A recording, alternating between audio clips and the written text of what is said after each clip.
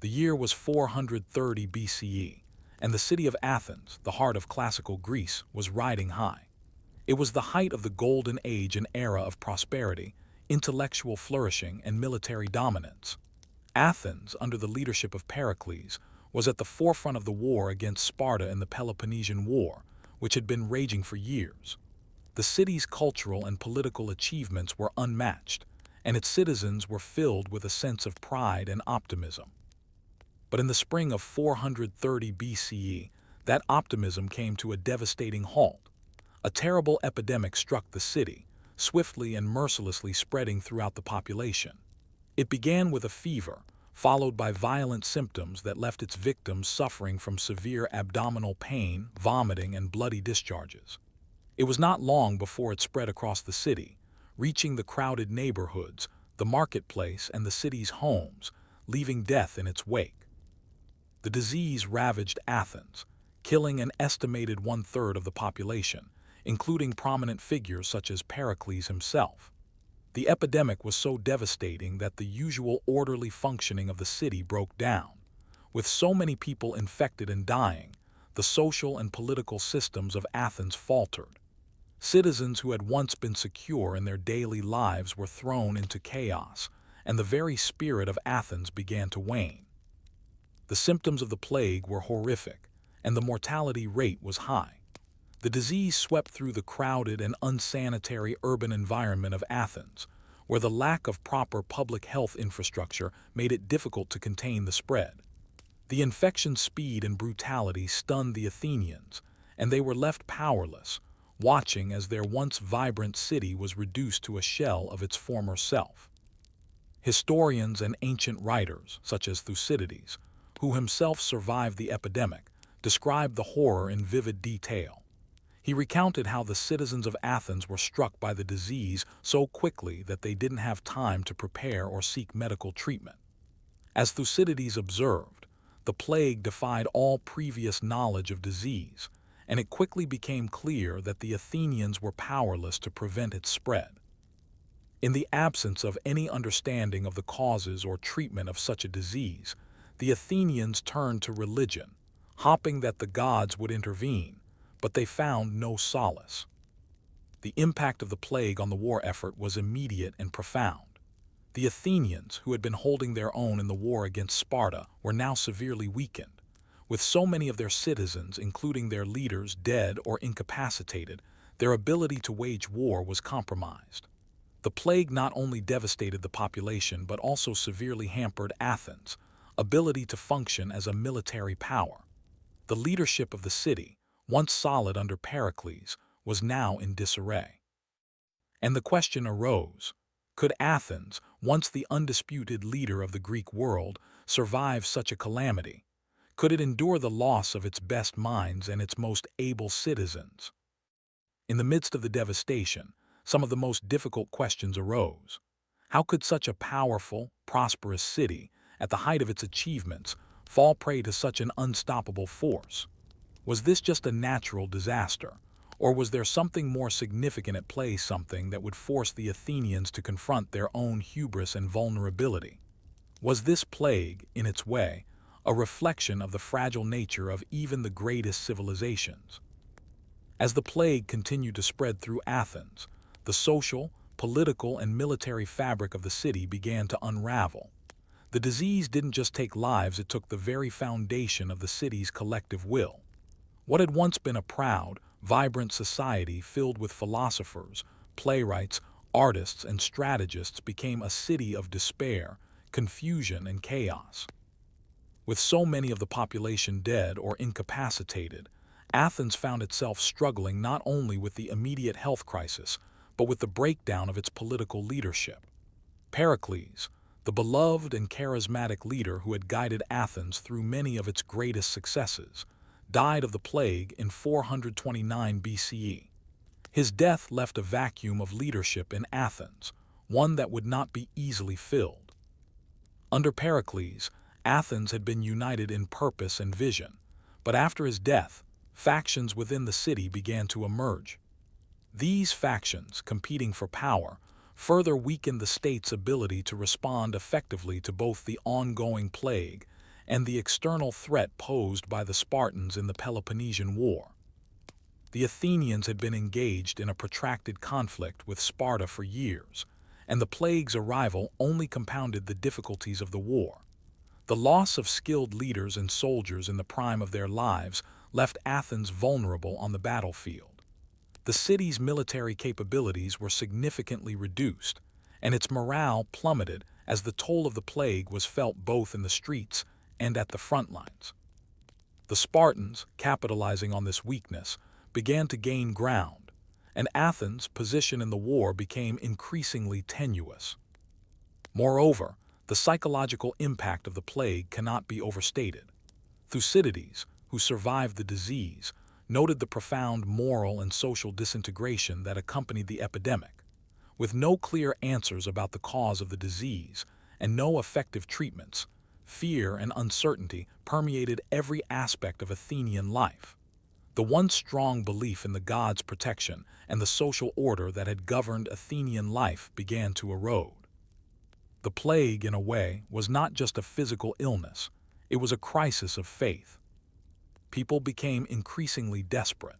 Social norms and moral codes broke down in the face of widespread death.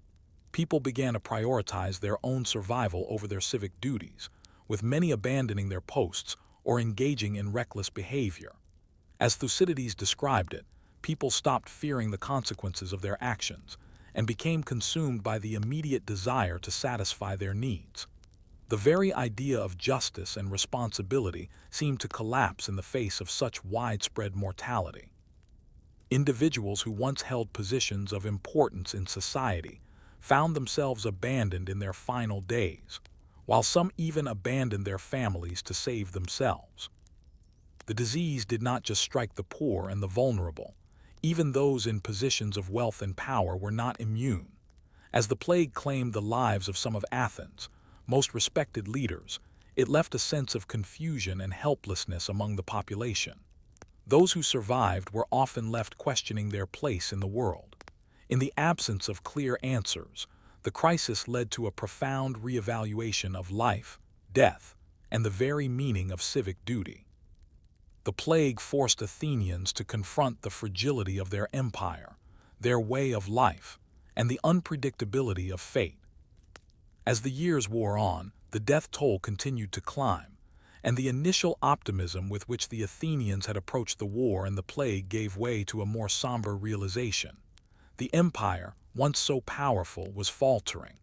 What had once been a flourishing democracy now struggled to maintain its political cohesion, its moral foundation, and its military strength. The Athenians, having faced so many external challenges, now had to grapple with the internal toll that the plague had taken on their society.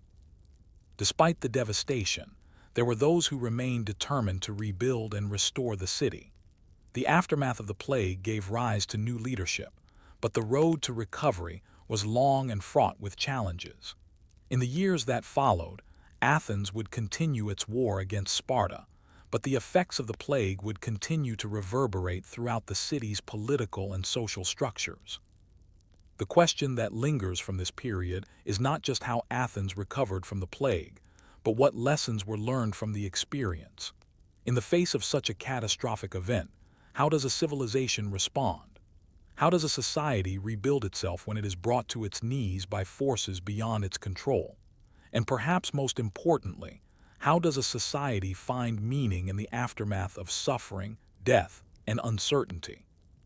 The plague of Athens, though a physical event, was much more than just an epidemic.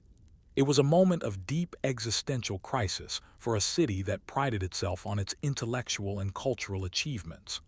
The plague brought not only death, but also the collapse of social cohesion, the questioning of traditional values, and the erosion of the very ideas that had made Athens a beacon of civilization. As the plague of Athens eventually subsided, its long-lasting effects were felt not just in the immediate death toll, but in the fundamental changes it wrought on Athenian society, culture, and politics. The collapse of the city's morale, the political disintegration, and the challenges posed by the loss of leadership during the epidemic would leave scars that would persist long after the disease had passed. Yet in the aftermath of this great crisis, Athens, like so many civilizations before and after it, would eventually find a way to adapt, but at a tremendous cost. Political disintegration and the end of Athens' golden age. One of the most profound effects of the plague was the destabilization of Athens' political system. Under Pericles, Athens had been the beacon of democracy and stability. However, the plague struck at the heart of the Athenian leadership. With Pericles' death and the subsequent loss of several key military and political leaders, the city was left without strong guidance. The factionalism that emerged in the wake of the epidemic weakened the cohesion of the Athenian government. In the years that followed, Athens faced internal strife as power struggles between political factions made it difficult to govern effectively. The lack of strong leadership allowed for corruption and poor decision-making. By the time the city managed to recover from the plague, it was already embroiled in a long and devastating war, the Peloponnesian War against the Spartans. The war, which had been ongoing before the epidemic, would continue for another decade, further weakening the city-state. The democratic ideals that had once defined Athens were eroded during this time. The plague had highlighted the vulnerability of the city's social fabric, and as Athens' military position deteriorated, its leaders became increasingly desperate. The war, combined with the plague's devastation, led to a gradual decline in Athenian power. In 404 BCE, Athens would ultimately be defeated by Sparta, bringing an end to its dominance in the Greek world. The cultural and intellectual shift. While Athens was politically in turmoil, the plague also had significant cultural consequences. The disease and the suffering it caused raised deep philosophical and existential questions that would shape Greek thought for generations. The loss of life, particularly among the intellectual elite, made Athenians question the very foundations of their understanding of fate, justice, and the role of the gods in human life. The plague shattered the confidence of the Athenians in the gods' protection. Religion, which had been a central pillar of Athenian society, began to be seen in a more critical light. The intellectual climate shifted, with philosophers like Socrates, who lived through the plague, questioning traditional beliefs and encouraging Athenians to think more critically about their world. Socrates' philosophy, which emphasized reason and the importance of questioning authority, was, in many ways, a response to the uncertainty and trauma of the plague. While the plague's impact on religion was significant, it also spurred a renewed interest in science, medicine, and rational inquiry. As the disease spread unchecked and without any understanding of its cause, the plague prompted questions about health, medicine, and the nature of disease itself. Though the ancient Greeks lacked the medical knowledge to prevent or cure the plague, their intellectual legacy would continue to drive later advancements in these fields.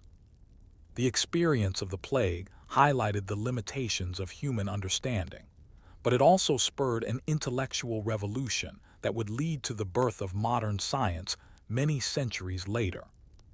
A symbol of resilience and change. Though the Athenian Empire was in decline, the city of Athens itself did not fade from history entirely. While the immediate aftermath of the plague was marked by chaos and political infighting, over time, Athens would be remembered as a symbol of resilience. Its intellectual contributions, particularly in the fields of philosophy, theater, and the arts, would continue to resonate through the centuries. In the centuries following the plague, Athens would be eclipsed by other powers, and the golden age of the city would eventually give way to new political and cultural movements. Yet, the ideas born in the wake of the plague, such as the need for rational inquiry and the questioning of established norms, would continue to shape Western civilization. The intellectual legacy of the Athenians, although shaken by the trauma of the plague, would endure. The plague of Athens also serves as an early historical example of the impact of pandemics on societies, one that would echo throughout history in times of subsequent crises, from the Black Death in Europe to the global pandemics of the modern era. It serves as a reminder of how vulnerable even the greatest civilizations can be when faced with forces beyond their control, and how the aftermath of such events can reshape the very nature of society. The story of the plague is a complex one. It is a story of loss, political disintegration, and existential questioning, but it is also a story of survival, intellectual renewal, and the indomitable human spirit.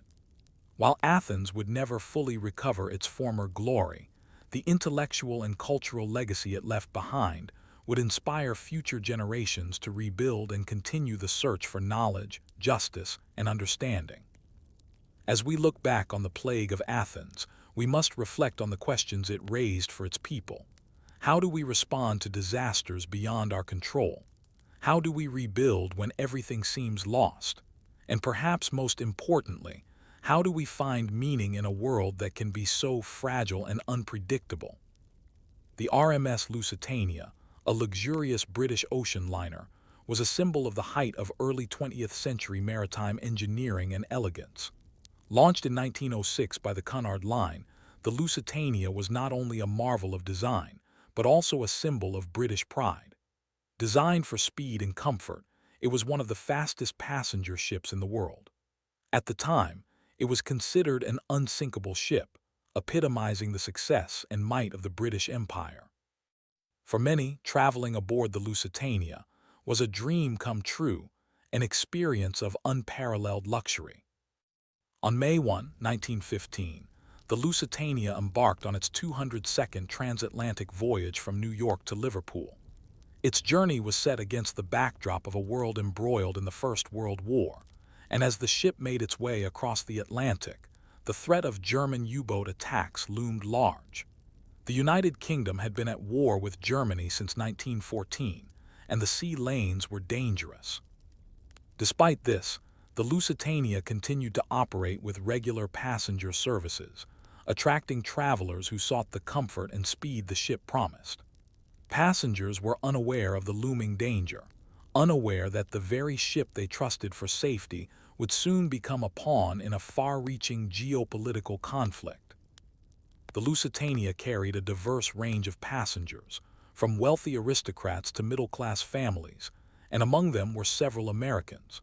While the United States had not yet entered World War I, the tension between Germany and the U.S. was rising. At this point, the German Empire had begun to use its fleet of U-boats to target and sink merchant and passenger ships in an effort to block supplies reaching Britain, a tactic known as unrestricted submarine warfare. The German Navy had already warned that any ships sailing through the waters around Britain would be at risk of attack, but the Lusitania was believed to be a safe vessel, thanks to its speed and its reputation. On May 7, 1915, as the Lusitania made its way along the southern coast of Ireland, disaster struck. The ship, traveling at high speed in an attempt to outrun potential danger, was hit by a torpedo fired from a German U-boat. The explosion was massive, and it caused a catastrophic breach in the ship's hull. Within minutes, the Lusitania began to sink. Panic erupted among the passengers as the ship listed violently. Despite its status as one of the largest and most luxurious vessels of its time, the Lusitania was not equipped with enough lifeboats for all passengers. As the ship went down, hundreds of people were trapped or drowned in the icy waters of the Atlantic. The sinking of the Lusitania was swift. Just 18 minutes after the torpedo struck, the once-proud ship was gone, taking 1,198 lives with it. The tragedy was one of the most devastating maritime disasters of its time, and it shocked the world. Among the dead were 128 Americans, and this loss would later play a significant role in swaying American public opinion toward entering the war. In the immediate aftermath, the world was stunned. The British government was quick to condemn the attack, calling it an act of barbarism. The German government, on the other hand, justified the attack, claiming that the Lusitania was carrying munitions for the British war effort, making it a legitimate military target. The presence of weapons and ammunition on board the ship would later become a point of contention, but it could not mitigate the horror of the loss of civilian lives. The attack sparked a wave of outrage, particularly in the United States, where the loss of American lives was seen as an attack on neutrality.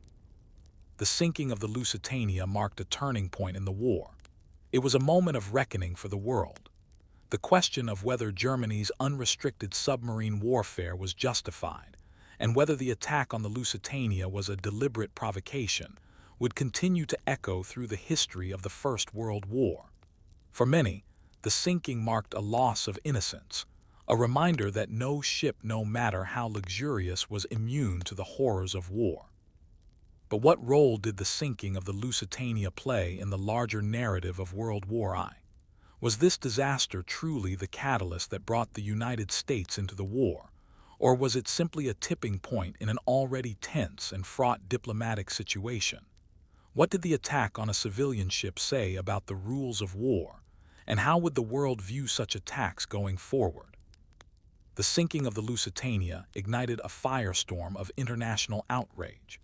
News of the disaster spread rapidly across the globe, particularly in the United States, where public opinion was already becoming increasingly divided on the issue of entering World War I, though the U.S. had not yet entered the conflict. The sinking of a civilian passenger ship, with American lives aboard, served as a sharp reminder of the brutal nature of the war being fought in Europe. The Lusitania was a symbol of the death of innocence in warfare, and it forced nations to confront the ethics of modern naval combat. The British were quick to exploit the emotional impact of the disaster, using it as a rallying cry to further alienate the United States from Germany. The loss of American lives aboard a ship, so clearly marked as civilian, made the attack particularly egregious in the eyes of many. However, the British also knew that the Lusitania was not just a passenger ship. It was carrying war materials, including munitions, and the British government wasted no time in publicizing this fact, attempting to justify the attack as a military strike against an enemy vessel. While this fact would become a point of intense debate, Germany insisted that the Lusitania was a legitimate target due to its cargo. It did little to soften the outrage, especially in the United States. Germany, on the other hand, found itself in a precarious position. The German government had declared unrestricted submarine warfare in an attempt to cut off Britain's supply lines, hoping to weaken the British war effort. The sinking of the Lusitania, however, proved to be politically disastrous for Germany. The attack on a civilian ship, especially one carrying so many American passengers, led to a strong diplomatic backlash from the United States. President Woodrow Wilson issued a stern note to Germany, demanding that it cease the practice of unrestricted submarine warfare and respect the rights of neutral nations. Germany, recognizing the danger of further alienating the U.S., agreed to restrict its submarine tactics, at least temporarily, and offered an apology.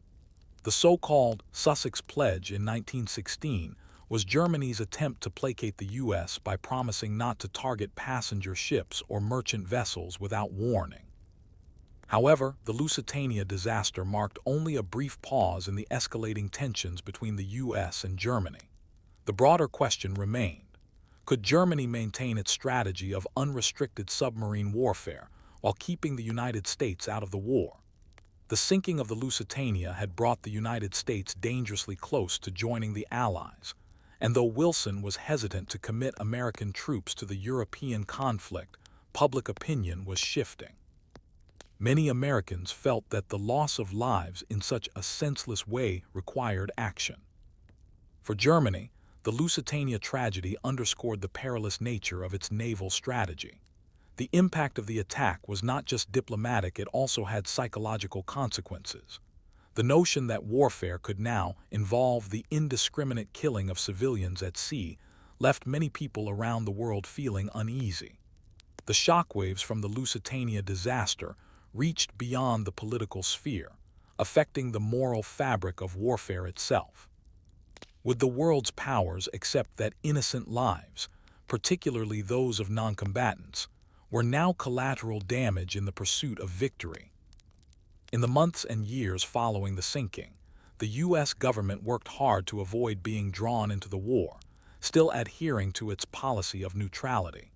But the sinking of the Lusitania had already sown the seeds of future involvement. The continued German use of unrestricted submarine warfare, coupled with the increasing hostility toward Germany and the U.S., would eventually push the American government to take more direct action. By 1917, after several more U-boat attacks on neutral ships, including the infamous sinking of the Sussex, President Wilson found himself unable to ignore the pressure any longer. The Zimmermann Telegram, a German proposal to Mexico to join the war against the U.S., was the final straw. The United States declared war on Germany on April 6, 1917, marking its entry into World War I. While the Lusitania was not the sole reason for American involvement, it was undoubtedly a crucial turning point that helped sway public opinion and shifted U.S. policy from neutrality to active participation. The repercussions of the Lusitania disaster would be felt throughout the remainder of the war. Germany's decision to continue unrestricted submarine warfare, despite the diplomatic fallout from the Lusitania, would ultimately contribute to its defeat. The U.S., bolstered by fresh troops and resources, tipped the balance in favor of the Allies, helping to bring the war to a close in 1918. Looking back, the sinking of the Lusitania can be seen as a pivotal moment in both the history of World War I and the evolution of modern warfare. It was a harbinger of the changing nature of conflict, where the lines between combatants and non-combatants began to blur, and where the scale of violence would no longer be limited to the battlefield. The attack also marked the moment when the U.S. could no longer remain a passive observer of global events, forever altering the trajectory of the war and America's role in international affairs. The Lusitania disaster remains a tragic chapter in the story of World War I, but it is also a reminder of how quickly a single event can change the course of history. The shock and outrage that followed the sinking of the Lusitania acted as a catalyst for the United States' involvement in the war and became a symbol of the shifting nature of warfare in the modern world. The sinking of the Lusitania reverberated far beyond the immediate diplomatic and military consequences. In the years that followed, it would remain a defining moment in the history of warfare and international relations, its legacy affecting both the course of World War I and the development of modern naval warfare.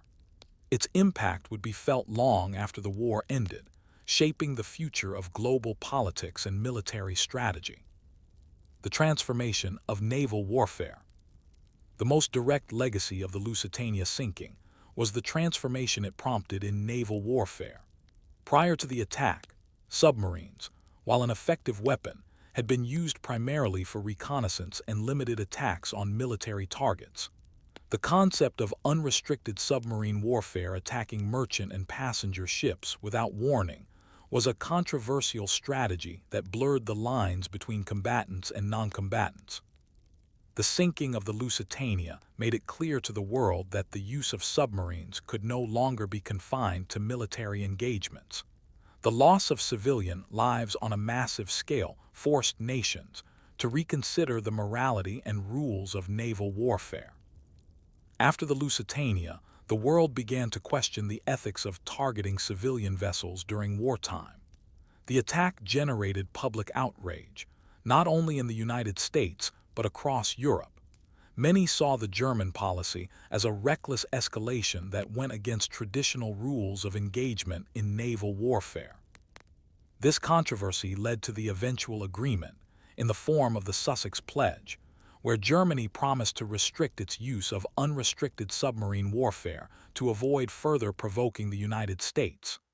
Despite this, Germany would later resume unrestricted submarine warfare in 1917, which, as we know, led directly to America's entry into the war.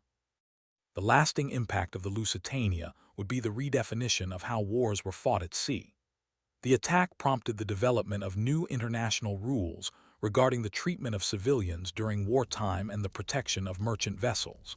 As the world moved into the 20th century, The sinking of the Lusitania helped shape the Geneva Conventions and the later laws of naval warfare, which sought to limit the destruction of noncombatants and establish clearer boundaries for wartime conduct.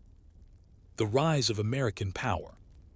One of the most significant consequences of the Lusitania tragedy was the shift it signaled in global geopolitics, particularly with respect to the role of the United States.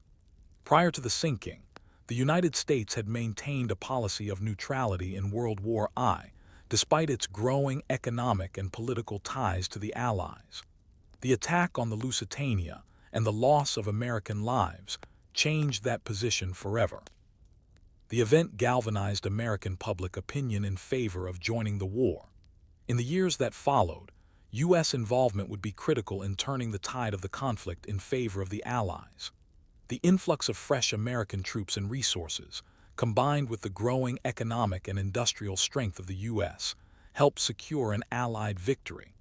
By the time the war ended in 1918, the United States had emerged as a global superpower, shifting the balance of power in the world. Moreover, the Lusitania disaster set the stage for the United States' increasingly active role in global diplomacy. The sinking marked the beginning of a new era where the U.S. could no longer remain an observer of international conflicts. This shift would define U.S. foreign policy throughout the 20th century, as it gradually moved from isolationism to interventionism, particularly in the two world wars, the Cold War and beyond. Public perception and media influence. The sinking of the Lusitania also marked a turning point in how media and public perception shaped the course of wars. The widespread outrage following the attack was fueled by sensationalized media coverage, which depicted the tragedy as an act of barbarism. The press played a crucial role in shaping public opinion and inflaming emotions, particularly in the United States. Newspapers, both in the U.S. and abroad, capitalized on the sinking by publishing harrowing accounts of the disaster and emphasizing the loss of innocent lives, particularly American citizens. This shift in media influence would have long-term effects on how wars were perceived by the public. The role of propaganda and the manipulation of public sentiment would become an increasingly important factor in shaping the outcomes of future conflicts. The Lusitania disaster illustrated how a single event, amplified by media coverage, could have a dramatic impact on the course of history, pushing governments to act in response to public outrage. A symbol of the brutality of modern warfare. Finally, the sinking of the Lusitania left a lasting legacy in how the world viewed the brutality and inhumanity of modern warfare. The First World War, with its unprecedented scale and devastation, had already shocked the world with its horrors. But the attack on a civilian passenger ship, without warning and without regard for the lives of noncombatants, encapsulated the new, frightening reality of total war. The Lusitania became a symbol of the modern conflict's disregard for the protection of innocent lives, and foreshadowed the widespread civilian casualties that would characterize the wars of the 20th century. The tragedy of the Lusitania also exposed the vulnerability of civilian populations during wartime.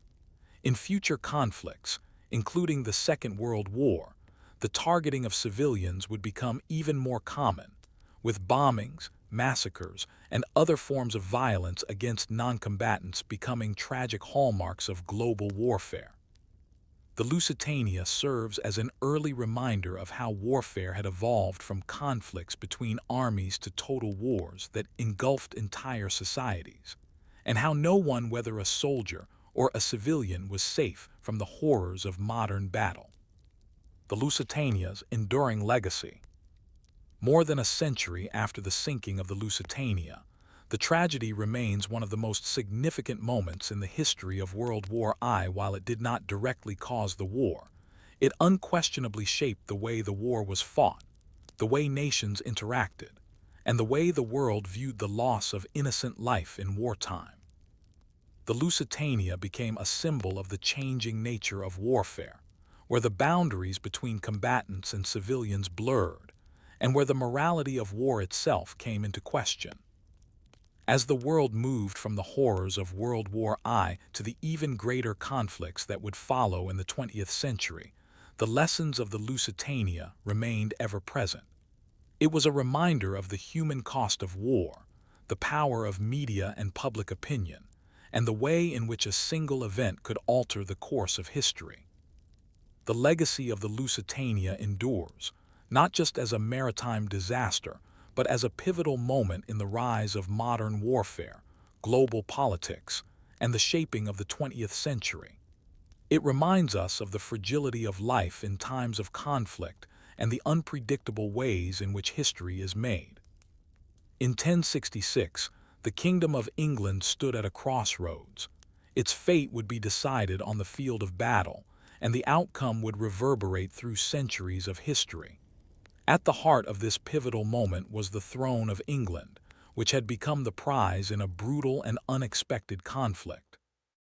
The Battle of Hastings, fought on October 14, 1066, between the forces of William, Duke of Normandy, and Harold II, King of England, would not only determine who would rule England, but it would also change the course of English history forever. The struggle for the throne of England began after the death of the English king, Edward the Confessor, in January 1066. Edward had died childless, and the question of succession was thrown into disarray. Among those with claims to the throne were Harold Godwinson, the powerful Earl of Wessex, who was elected by the English nobles to succeed Edward, and William, the Duke of Normandy, who claimed that Edward had promised him the throne and that Harold had sworn an oath of loyalty to him. Harold's claim to the throne was supported by many of the Anglo-Saxon nobles, but his reign was short-lived. William, furious at what he considered a betrayal, began to gather forces for an invasion of England. At the same time, another claimant to the throne, Harald Hardrada, the King of Norway, also sought to take control of England. The stage was set for a clash of kings, each seeking to establish their rule over the rich and fertile land of England. In the early part of 1066, Harold Godwinson, the newly crowned King of England, was forced to confront Harald Hardrada, who had landed in northern England with a large army. In a fierce battle at Stamford Bridge on September 25, Harold's forces decisively defeated the Norwegians, and Harald Hardrada was killed. However, just days after this hard-won victory, Harold received word that William of Normandy had landed on the southern coast of England. Exhausted from his campaign in the north, Harold now faced the full force of a determined invader, and he would have to march his army south to face William at Hastings. William, for his part, had prepared for the invasion for years. He had gathered a formidable force, including knights, infantry, and archers, and he was supported by both French and Flemish allies. His army had crossed the English Channel in early September, landing at Pevensey on the south coast of England. William's strategy was to invade quickly, defeat Harold, and secure his claim to the throne before Harold could rally his forces.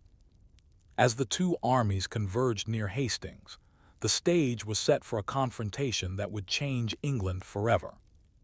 The question remained: would Harold, who had just won a major victory in the north, be able to hold his ground against the might of William's army? And if William were victorious, what would this mean for the future of England? Would it remain a kingdom ruled by its Anglo-Saxon nobility, or would it become a French-speaking, Norman-controlled realm? On the morning of October 14, 1066, the two armies faced each other on the slopes near Senlac Hill, just outside the town of Hastings in southern England. The armies were poised for a confrontation that would determine the future of England. Harold Godwinson's forces, exhausted from their recent victory over Harald Hardrada, were positioned atop a ridge, taking advantage of the high ground. Below them, William of Normandy's army stood ready, having prepared for this moment for years. The air was thick with tension, and the fate of the English throne rested on the outcome of this bloody conflict. Harold's army, largely made up of Anglo-Saxon infantry, was positioned in a shield wall, a formation designed to provide maximum defense and strength. The shield wall, which was a staple of Anglo-Saxon military strategy, involved soldiers standing shoulder to shoulder, their shields interlocked to form an unbroken line of defense. The English forces were heavily reliant on this formation, which had served them well in past battles. On the other side, William's army was a more diverse force, including Norman knights on horseback, foot soldiers, and archers. The Normans were known for their cavalry, which gave them an advantage in terms of mobility and flexibility on the battlefield. William had also brought archers, who were less common in Anglo-Saxon armies, and he hoped their range would be able to break the English shield wall. The battle began in the morning with a series of skirmishes, as archers and light infantry exchanged arrows and javelins across the battlefield. The English shield wall held firm against the initial attacks, but the Norman forces quickly realized that they would not break through with mere archery. William, however, had a plan to outmaneuver the Anglo-Saxons. His forces feigned retreats, drawing portions of the English army out of their defensive position. As the English soldiers pursued what they thought were retreating enemies, the Normans turned and struck with devastating cavalry charges, catching the Anglo-Saxons in a vulnerable position. The battle turned into a brutal and chaotic fight. The shield wall, while strong and effective in defense, began to lose its cohesion as portions of the English army were drawn away from the ridge in pursuit of the retreating Normans. In the midst of the confusion, Harold's brothers, Geoff and Leofwine, were killed, further demoralizing the Anglo-Saxon forces. The Norman cavalry exploited these gaps in the shield wall, charging into the exposed flanks and causing chaos within the English ranks. Despite the pressure, Harold remained steadfast. His determination to hold the high ground and protect his kingdom was clear, but the sheer weight of the Norman assault began to take its toll. As the battle dragged on, Harold's forces began to falter. The key turning point came when a fatal blow struck the English king himself. According to tradition, Harold was struck in the eye by an arrow, though some sources suggest he was killed by a spear or a sword as he fought bravely in the thick of the battle. Regardless of the exact manner of his death, the loss of Harold, the man who had united England in the face of invasion, marked the collapse of English resistance. With Harold dead and the Anglo-Saxon leadership shattered, the English forces began to disintegrate. What had been a unified defense quickly devolved into chaos. As the English soldiers fled, the Normans gave chase, and the battle turned decisively in favor of William. By the afternoon, the field was littered with the bodies of the fallen, and the once proud Anglo-Saxon kingdom of England had been conquered. The consequences of the Battle of Hastings were immediate and profound. The death of King Harold and the defeat of the Anglo-Saxon forces ensured that William of Normandy, now victorious on the battlefield, would become William I of England. The English crown passed into Norman hands, and a new era began. But the battle's significance went beyond the immediate shift. In power, it marked the end of Anglo-Saxon rule in England, and the beginning of a new, Norman-dominated political and cultural order. William's victory at Hastings would forever alter the course of English history.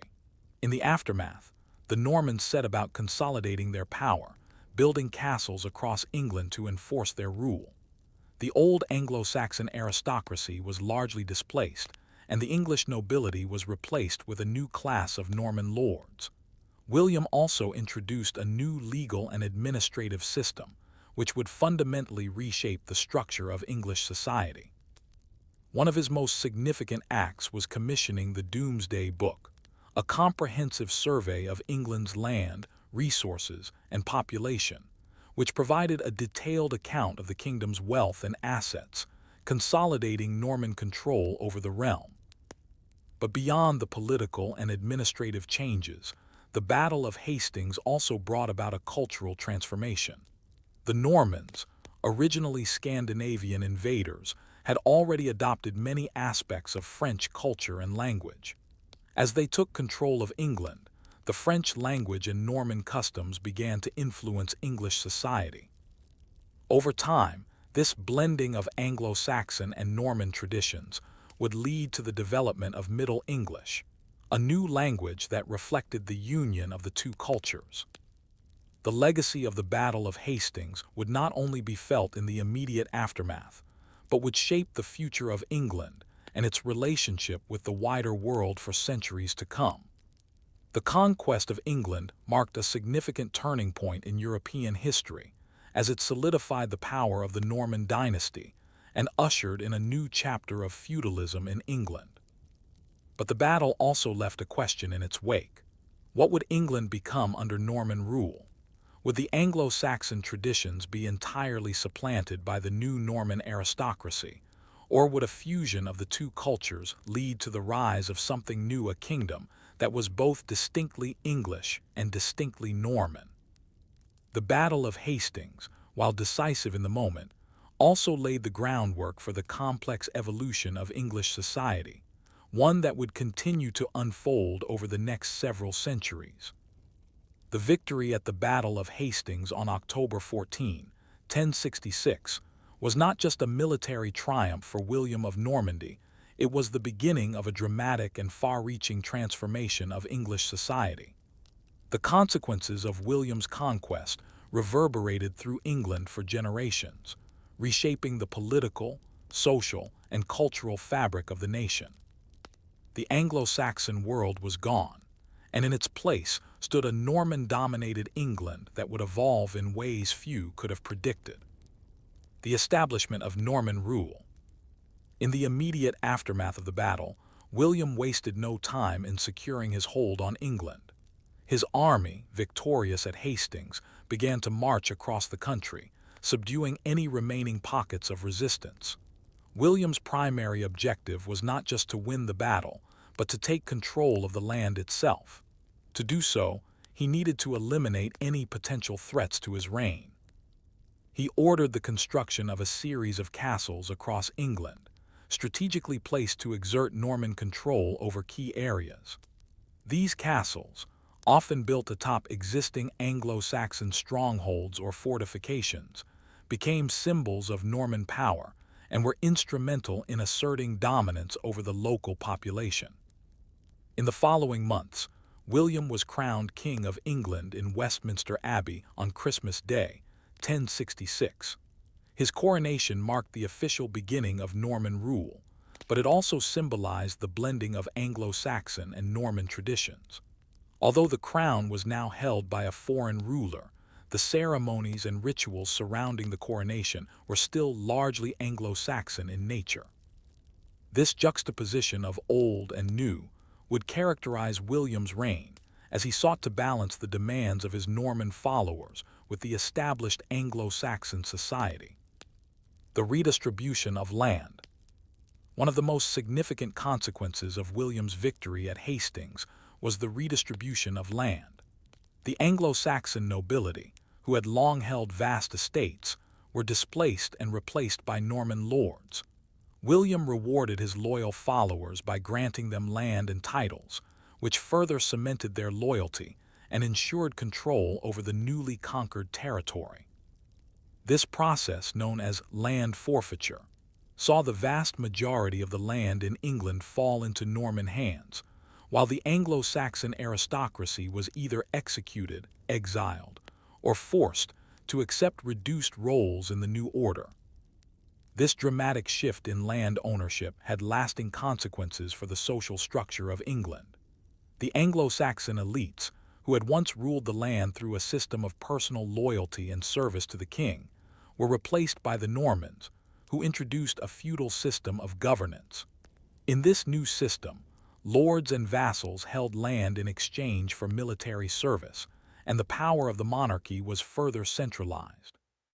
The feudal system was a hallmark of Norman rule, and it would shape England's political landscape for centuries. Cultural transformation and the rise of Norman identity. The Battle of Hastings also marked the beginning of a profound cultural transformation in England. The Normans, though of Scandinavian origin, had long been integrated into French society, and they brought with them not only their military prowess but also their language, customs, and legal system. The Norman aristocracy spoke French, and over time, the French language and culture began to permeate English society. This linguistic shift had a lasting impact on the English language itself, with many French words entering the English vocabulary, particularly in the areas of law, governance, and the arts. The blending of Anglo-Saxon and Norman cultures resulted in a unique fusion that became the foundation of medieval English society. The Anglo-Saxon peasantry, though still subject to feudal obligations, retained many aspects of their native culture and language, while the Norman elite imposed their French customs, art, and architecture. Over time, a new identity emerged, a distinct Anglo-Norman culture that would shape the development of England for centuries to come.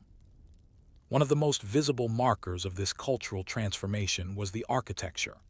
The Normans, known for their impressive stone castles and churches, introduced a new style of building that would dominate English architecture for the medieval period. The most iconic of these constructions was the Tower of London, which William ordered to be built as a symbol of Norman power. The massive stone fortress, located on the banks of the River Thames, was both a royal residence and a military stronghold, and it served as a constant reminder of the Norman conquest.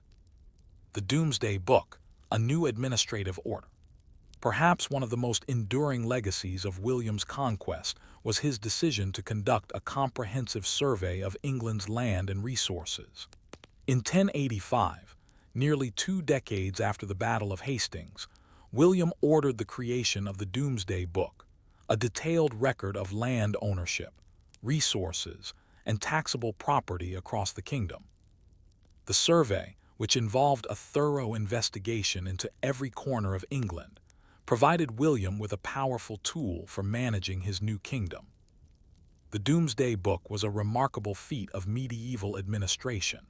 It recorded information about the ownership of land, the number of people living on that land, and the resources available to the king.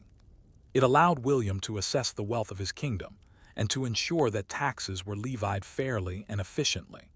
The Domesday Book also served as a tool for resolving disputes over land ownership and claims, making it a crucial resource for both the king and his subjects. The Domesday Book became one of the most important documents in English history, providing a snapshot of the medieval world. It is still used by historians today to understand the structure of medieval society and the extent of Norman control in England. It was a practical and powerful instrument of governance that further solidified William's grip on power. The long-term legacy of the Norman conquest. The legacy of the Battle of Hastings and the Norman conquest cannot be overstated. It fundamentally changed the course of English history, altering its political, social, and cultural landscape in ways that would resonate for centuries. The feudal system, the introduction of Norman law and culture, and the shift in the English language were just the beginning of a process that would redefine England's identity. The Norman conquest also had lasting implications for Europe.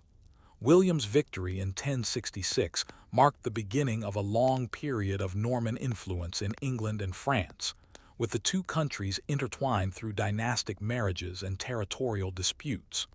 The Normans, who had once been Norse invaders, became key players in the politics of medieval Europe, spreading their influence across the continent. For England, the Battle of Hastings represented both an end and a beginning. It marked the end of Anglo-Saxon rule, but it also ushered in the beginning of a new chapter, one in which England would emerge as a powerful kingdom in the medieval world. Over time, the Anglo-Saxon and Norman worlds would blend, creating the foundation for the modern English state. In the end, the Battle of Hastings was not just a military victory, it was the birth of a new world, one that would shape the course of English history and the history of Europe for centuries to come. For over 1,000 years, Constantinople stood as the jewel of the Byzantine Empire, a city of immense wealth, culture, and strategic importance. Its walls, considered impregnable, had withstood countless sieges over the centuries, and its location on the crossroads of Europe and Asia made it a city of immense political and economic power. But in the mid-15th century, the Byzantine Empire was in decline.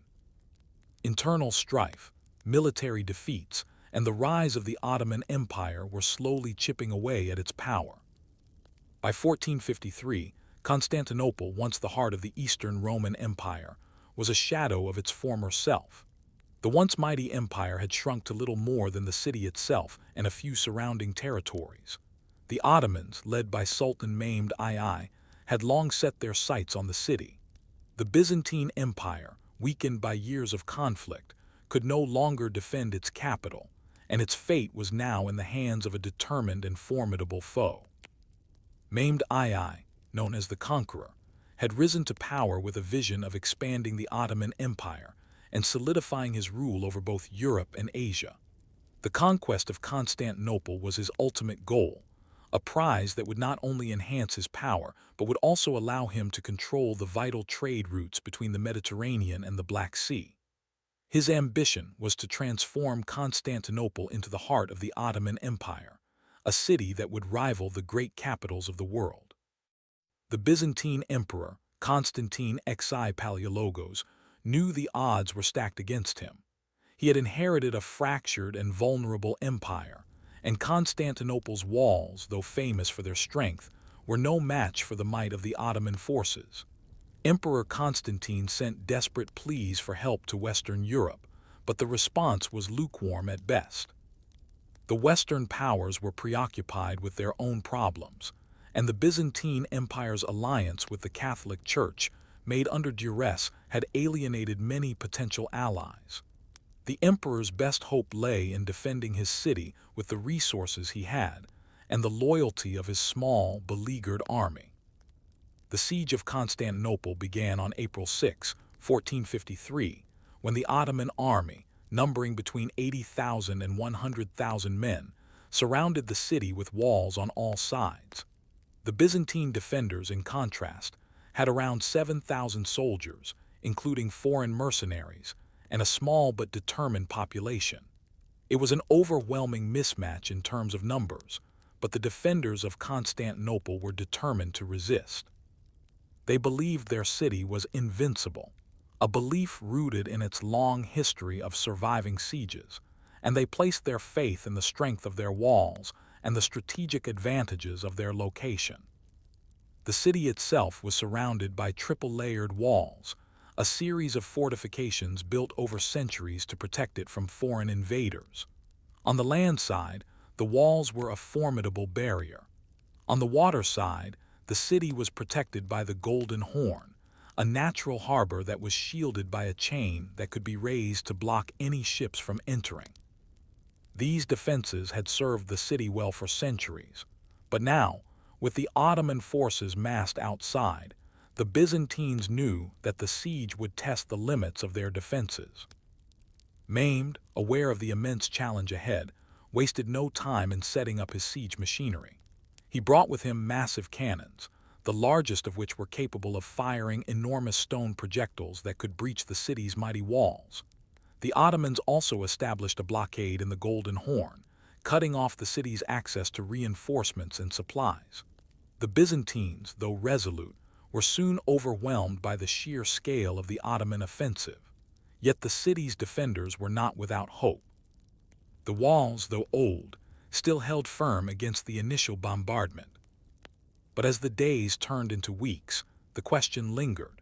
Could the Byzantines hold out long enough to receive help, or would the sheer force of the Ottoman siege eventually break the walls and bring an end to the Byzantine Empire? And what would the fall of Constantinople mean for the future of Europe and the Middle East? Would it mark the rise of the Ottoman Empire as the dominant power in the region, or would it spark a new wave of resistance against the Ottomans? As the days stretched into weeks, the siege of Constantinople continued with relentless intensity.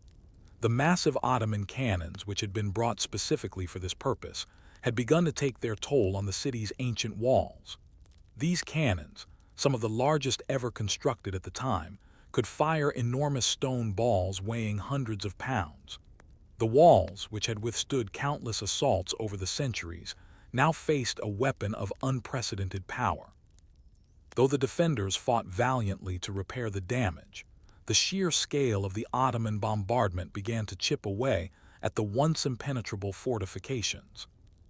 The Byzantine defenders, under the leadership of Emperor Constantine XI, had a deep sense of urgency. The city was now completely surrounded, with Ottoman troops in place on all sides. The once strong Byzantine navy had been largely neutralized by the Ottoman blockade in the Golden Horn, cutting off any potential for reinforcements or supplies to enter the city. The defenders had no choice but to rely on the city's ancient fortifications and their own resourcefulness. Morale, however, began to wane as the days wore on. The siege had already lasted for weeks, and the city's resources were running low. Food, water, and medical supplies were becoming scarce, and the defenders began to feel the weight of hopelessness. Despite the dire situation, the defenders were not without allies. In a last-ditch effort, Emperor Constantine XI appealed to the West for aid. He had already reached out to Pope Nicholas V, urging for assistance, and a few Western mercenaries had arrived to help bolster the ranks. However, the support that came from Europe was minimal. The West was preoccupied with its own conflicts, and many in the Catholic Church were reluctant to assist a city still under the influence of the Eastern Orthodox Church. The Byzantines found themselves abandoned by their former allies, and the weight of their isolation began to feel insurmountable. Meanwhile, Sultan Mehmed II, determined to bring the city under his control, prepared for the final assault.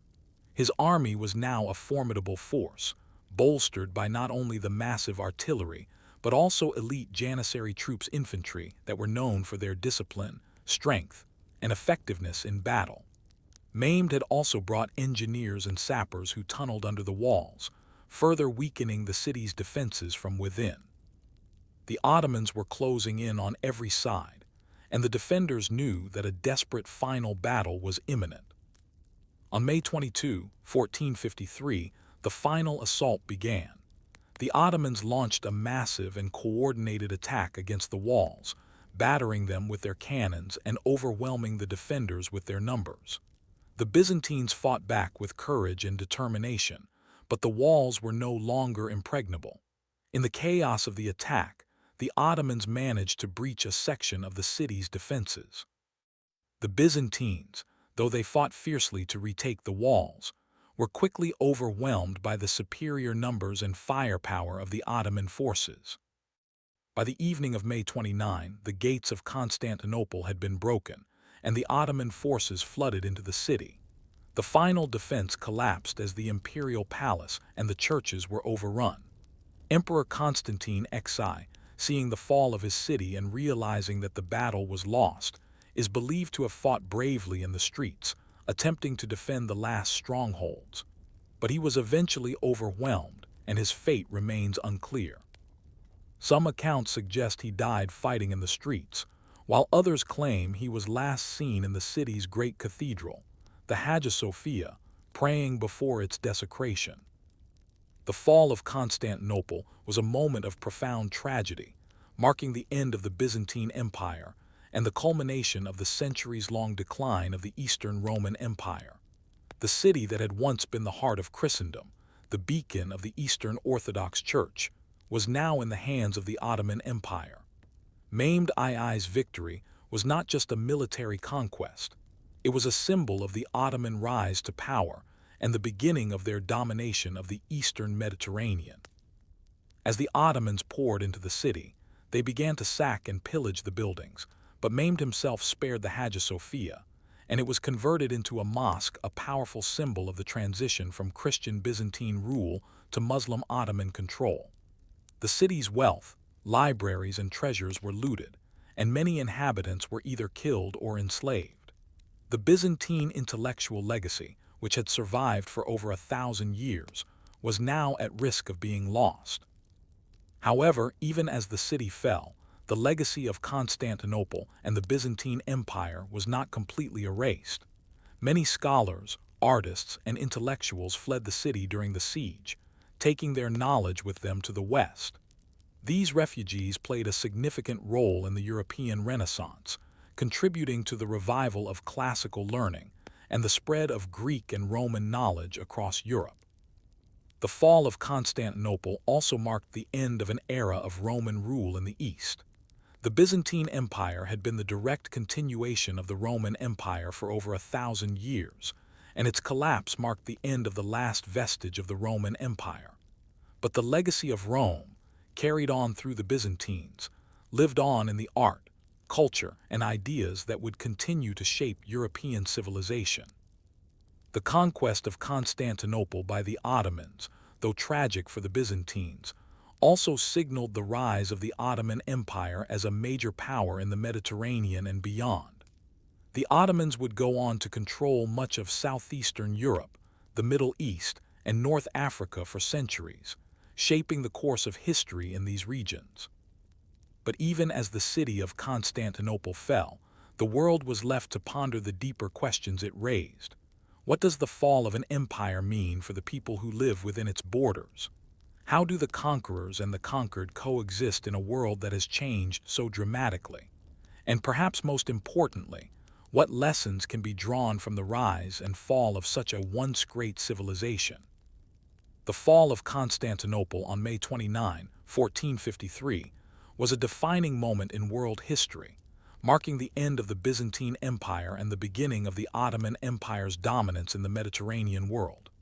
Yet, while the conquest of the city brought about an immediate transformation, its broader legacy would echo through history, reshaping the political, cultural, and religious landscape of Europe, the Middle East, and beyond. The rise of the Ottoman Empire.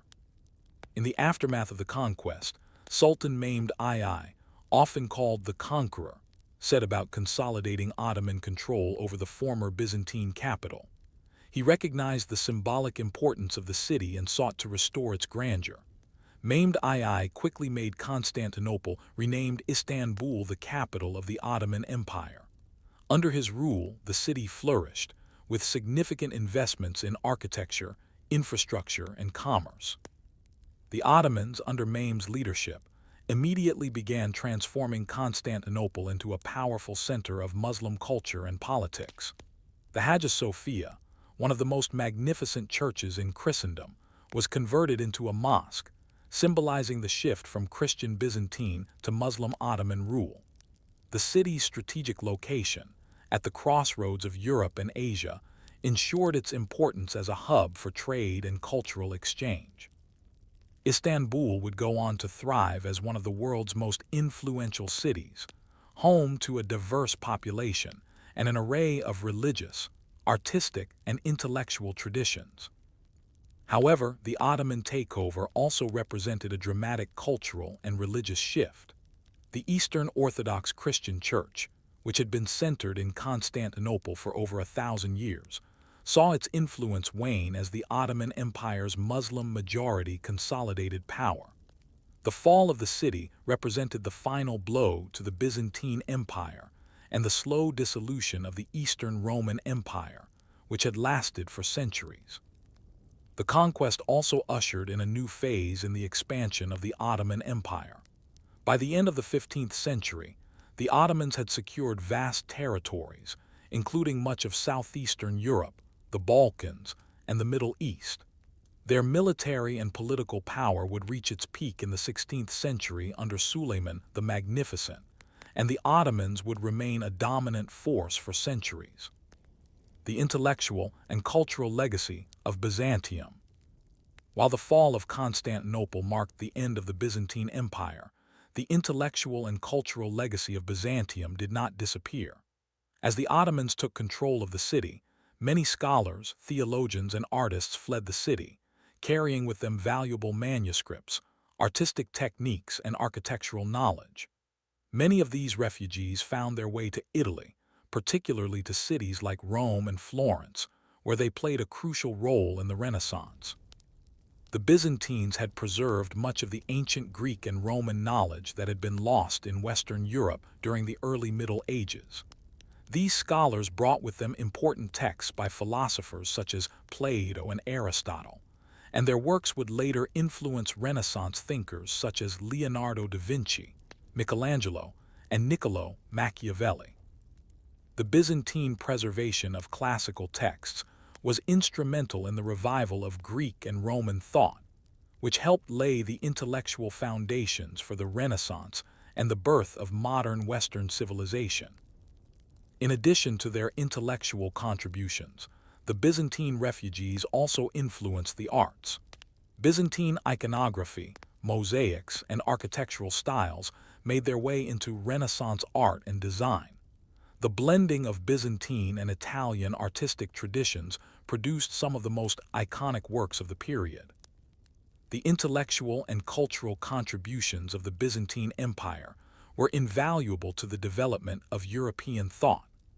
Though the Byzantine Empire had fallen, its legacy lived on in the hearts and minds of those who carried its knowledge and traditions forward into the Western world.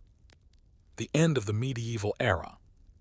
The fall of Constantinople also marked the end of the medieval era and the beginning of the early modern period.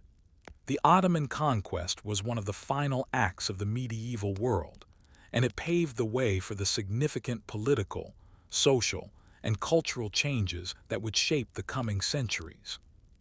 One of the most significant outcomes of the conquest was the shifting of the balance of power between East and West.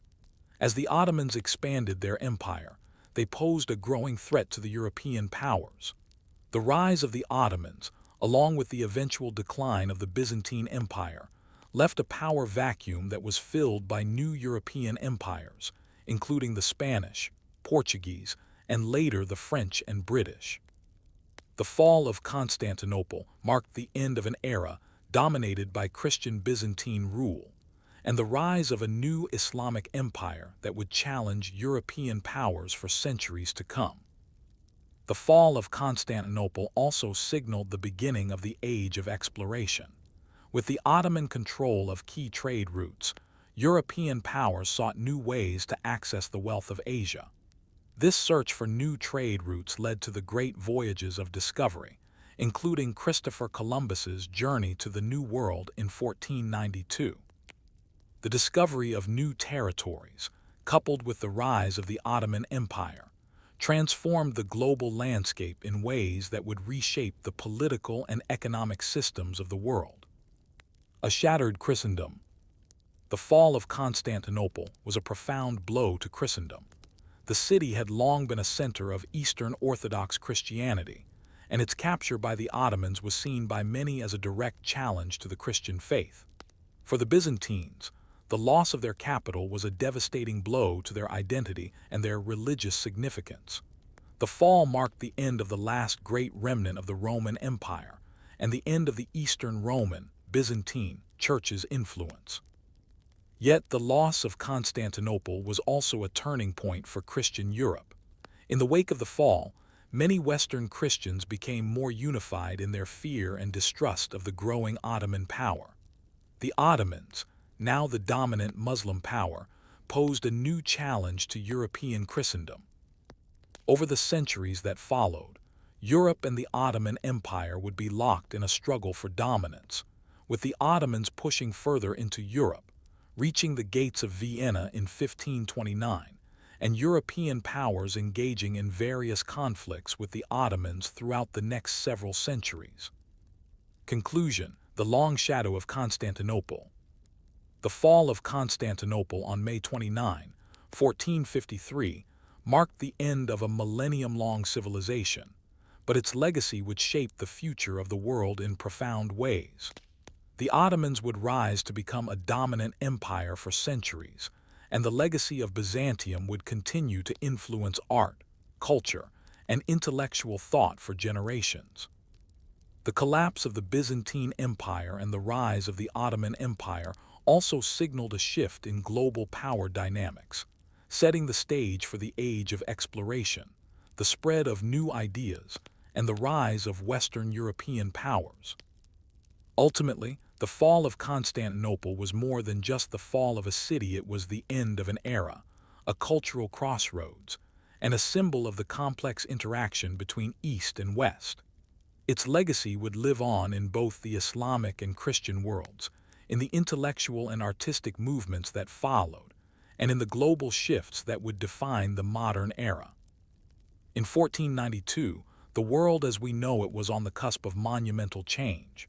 For centuries, the ancient world had operated within the confines of its known territories, and Europe, Asia, and Africa had established trade routes across land and sea.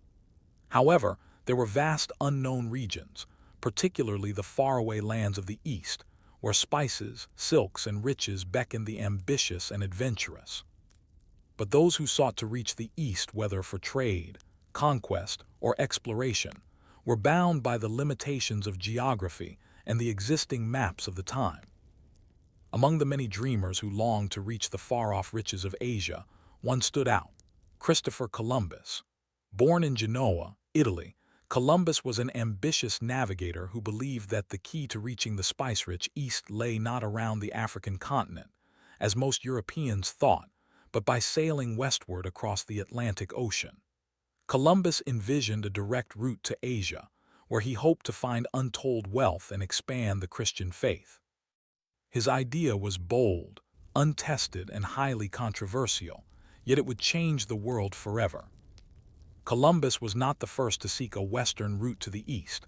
Others had made similar proposals. However, Columbus' persistence in presenting his plan to European monarchs set him apart. The prevailing belief in the late 15th century was that the world was smaller than it actually was, and that the distance from Europe to Asia could be significantly reduced by traveling westward. This theory was based on the assumption that the Earth was smaller than most contemporary estimates, a belief Columbus adopted in spite of the reservations of many seasoned navigators and scholars who considered it implausible. In 1484, Columbus first presented his plan to King John II of Portugal. The proposal was rejected, likely because it conflicted with the established Portuguese strategy of exploring around Africa to reach Asia. Undeterred, Columbus turned his attention to Spain. In 1492, after years of failed negotiations, Columbus found a receptive audience in Queen Isabella I and King Ferdinand II of Spain, who were eager to support his venture. Spain, having recently completed the Reconquista by defeating the Moors, was unified and looking to assert itself on the world stage. Spain's leaders were motivated by the promise of wealth, new trade routes, and the potential spread of Christianity to faraway lands. On April 3, 1492, Columbus set sail from the Spanish port of Palos de la Frontera, commanding a fleet of 3 ships, the Santa Maria, the Pinta, and the Niña. The journey was long and perilous, but Columbus believed the promise of riches and the glory of discovery was worth the risk. He sailed across the Atlantic, heading into uncharted waters, and sought to prove his theory that a westward route to Asia existed. The expedition was a high-risk gamble, and the pressure on Columbus to succeed was immense. As the days turned into weeks, tensions began to mount among Columbus' crew. They had sailed farther than any European had ventured before, and doubt began to spread. The vast ocean stretched endlessly before them, and many of the men, fearing mutiny, demanded that Columbus turn back. But Columbus remained resolute in his belief that land was near, even though he had no proof. His perseverance and confidence kept the crew together as they navigated the unknown waters, driven by the hope of discovering a new world. On October 12, 1492, after more than 2 months at sea, the lookout of the Pinta finally spotted land. Columbus had arrived in what he believed to be the East Indies, convinced that he had found the western route to Asia. The land they had encountered, however, was not the fabled islands of Asia. It was an entirely new world, an undiscovered continent that would change history forever. Columbus had landed on an island in the Caribbean, which he named San Salvador, though he remained convinced that he had reached the outskirts of Asia. This discovery, though not immediately recognized for its significance, marked the beginning of a new era of exploration and colonization. Columbus' voyage opened the door for European powers to explore, claim, and conquer the lands of the Americas, forever altering the course of history. But what did Columbus' discovery really mean for the world? How would this new world, so different from the old, reshaped the future of Europe, the Americas, and the indigenous people who lived there. Would Columbus' vision of reaching the East Indies ever come to fruition, or had he stumbled upon a land entirely unknown to him? On October 12, 1492, when Columbus first set foot on the island of San Salvador, he believed he had reached the East Indies, the fabled lands of Asia he had sought by sailing west. To him, the indigenous people he encountered were Indians, and he quickly assumed that this was the way to the rich spices, silks, and treasures of Asia. However, what he and his crew had stumbled upon was not Asia, but a vast, unexplored continent that would come to be known as the Americas. The first encounters between Columbus and the indigenous people of the Caribbean were mixed. The native population, likely Taino people, greeted Columbus and his men with curiosity and hospitality. They brought food and gifts, engaging with the Europeans in ways that were based on mutual curiosity. Columbus, in turn, viewed them as potential subjects for conversion to Christianity, and he saw the opportunity to forge alliances with the indigenous groups that would help him secure Spain's claims in the region. Despite these relatively peaceful initial exchanges, Columbus' outlook on the native people was shaped by his European perspective. He viewed them not as equals, but as people who could be subjugated for their labor and resources. Columbus immediately began to take possession of the lands in the name of Spain, claiming them for the Spanish crown. The first colonial outposts were established, and Columbus returned to Spain in 1493, bringing with him tales of riches and strange new lands that had been discovered. However, the reality of the Americas was far more complex than Columbus could have imagined. The land he had encountered was not a small, isolated group of islands on the edge of Asia. It was a vast and diverse continent, with hundreds of different cultures, societies, and ecosystems.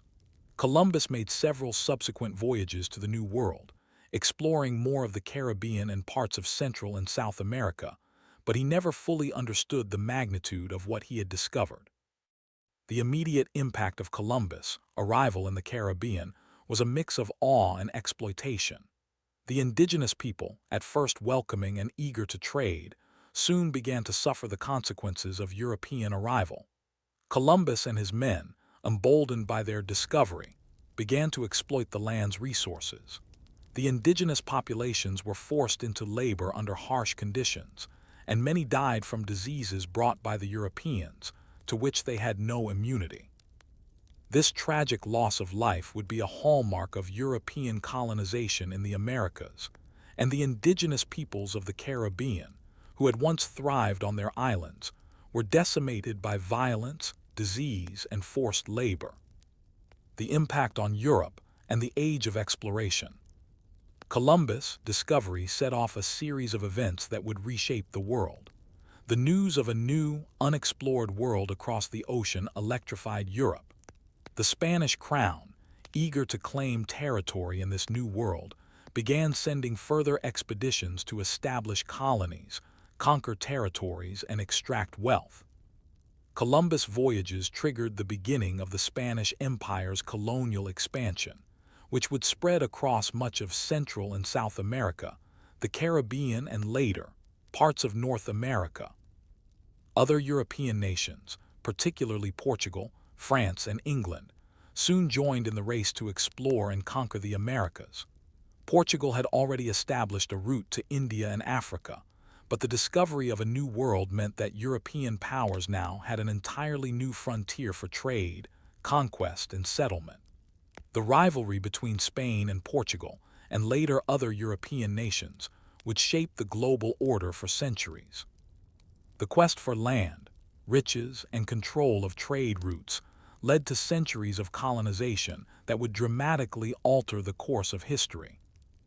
In addition to the territorial and economic ambitions, Columbus' discovery also sparked a profound intellectual shift. The Americas, with their exotic lands and unknown peoples, became a symbol of human potential and a new frontier of exploration. The vast expanse of the New World challenged existing European maps and assumptions about geography, and it inspired an era of global exploration.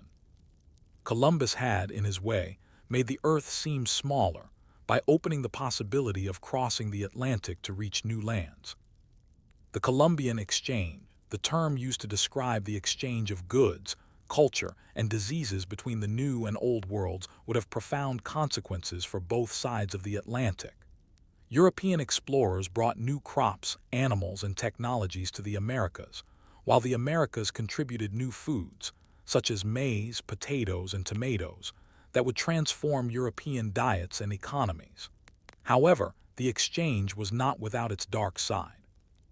The introduction of Old World diseases like smallpox, measles, and influenza decimated the indigenous populations, as they had no immunity to these foreign illnesses. The death toll among native peoples was catastrophic, and many cultures were wiped out before they could even interact meaningfully with the newcomers. The Spanish Empire and the Inquisition. In the wake of Columbus' voyages, Spain would rapidly establish itself as the dominant colonial power in the Americas. The Spanish crown began a campaign of conquest and conversion, sending soldiers and missionaries to spread Christianity and establish Spanish rule. The arrival of Spanish conquistadors such as Hernán Cortés and Francisco Pizarro in the early 16th century would lead to the collapse of powerful indigenous empires such as the Aztecs and Incas. In the process, the Spanish Empire imposed its religion, culture, and legal systems on the native populations. The Spanish Inquisition, which had been established in Spain to root out heresy and enforce religious orthodoxy, was extended to the New World. Thousands of indigenous people were forced to convert to Christianity, often through violent means. The quest for gold, silver, and other riches fueled further violence and exploitation. The legacy of Columbus' discovery, therefore, was not just one of cultural exchange, but also of exploitation and oppression. The Spanish Empire's rapid expansion created a complex and often brutal colonial system that would have lasting consequences for the Americas and for Europe.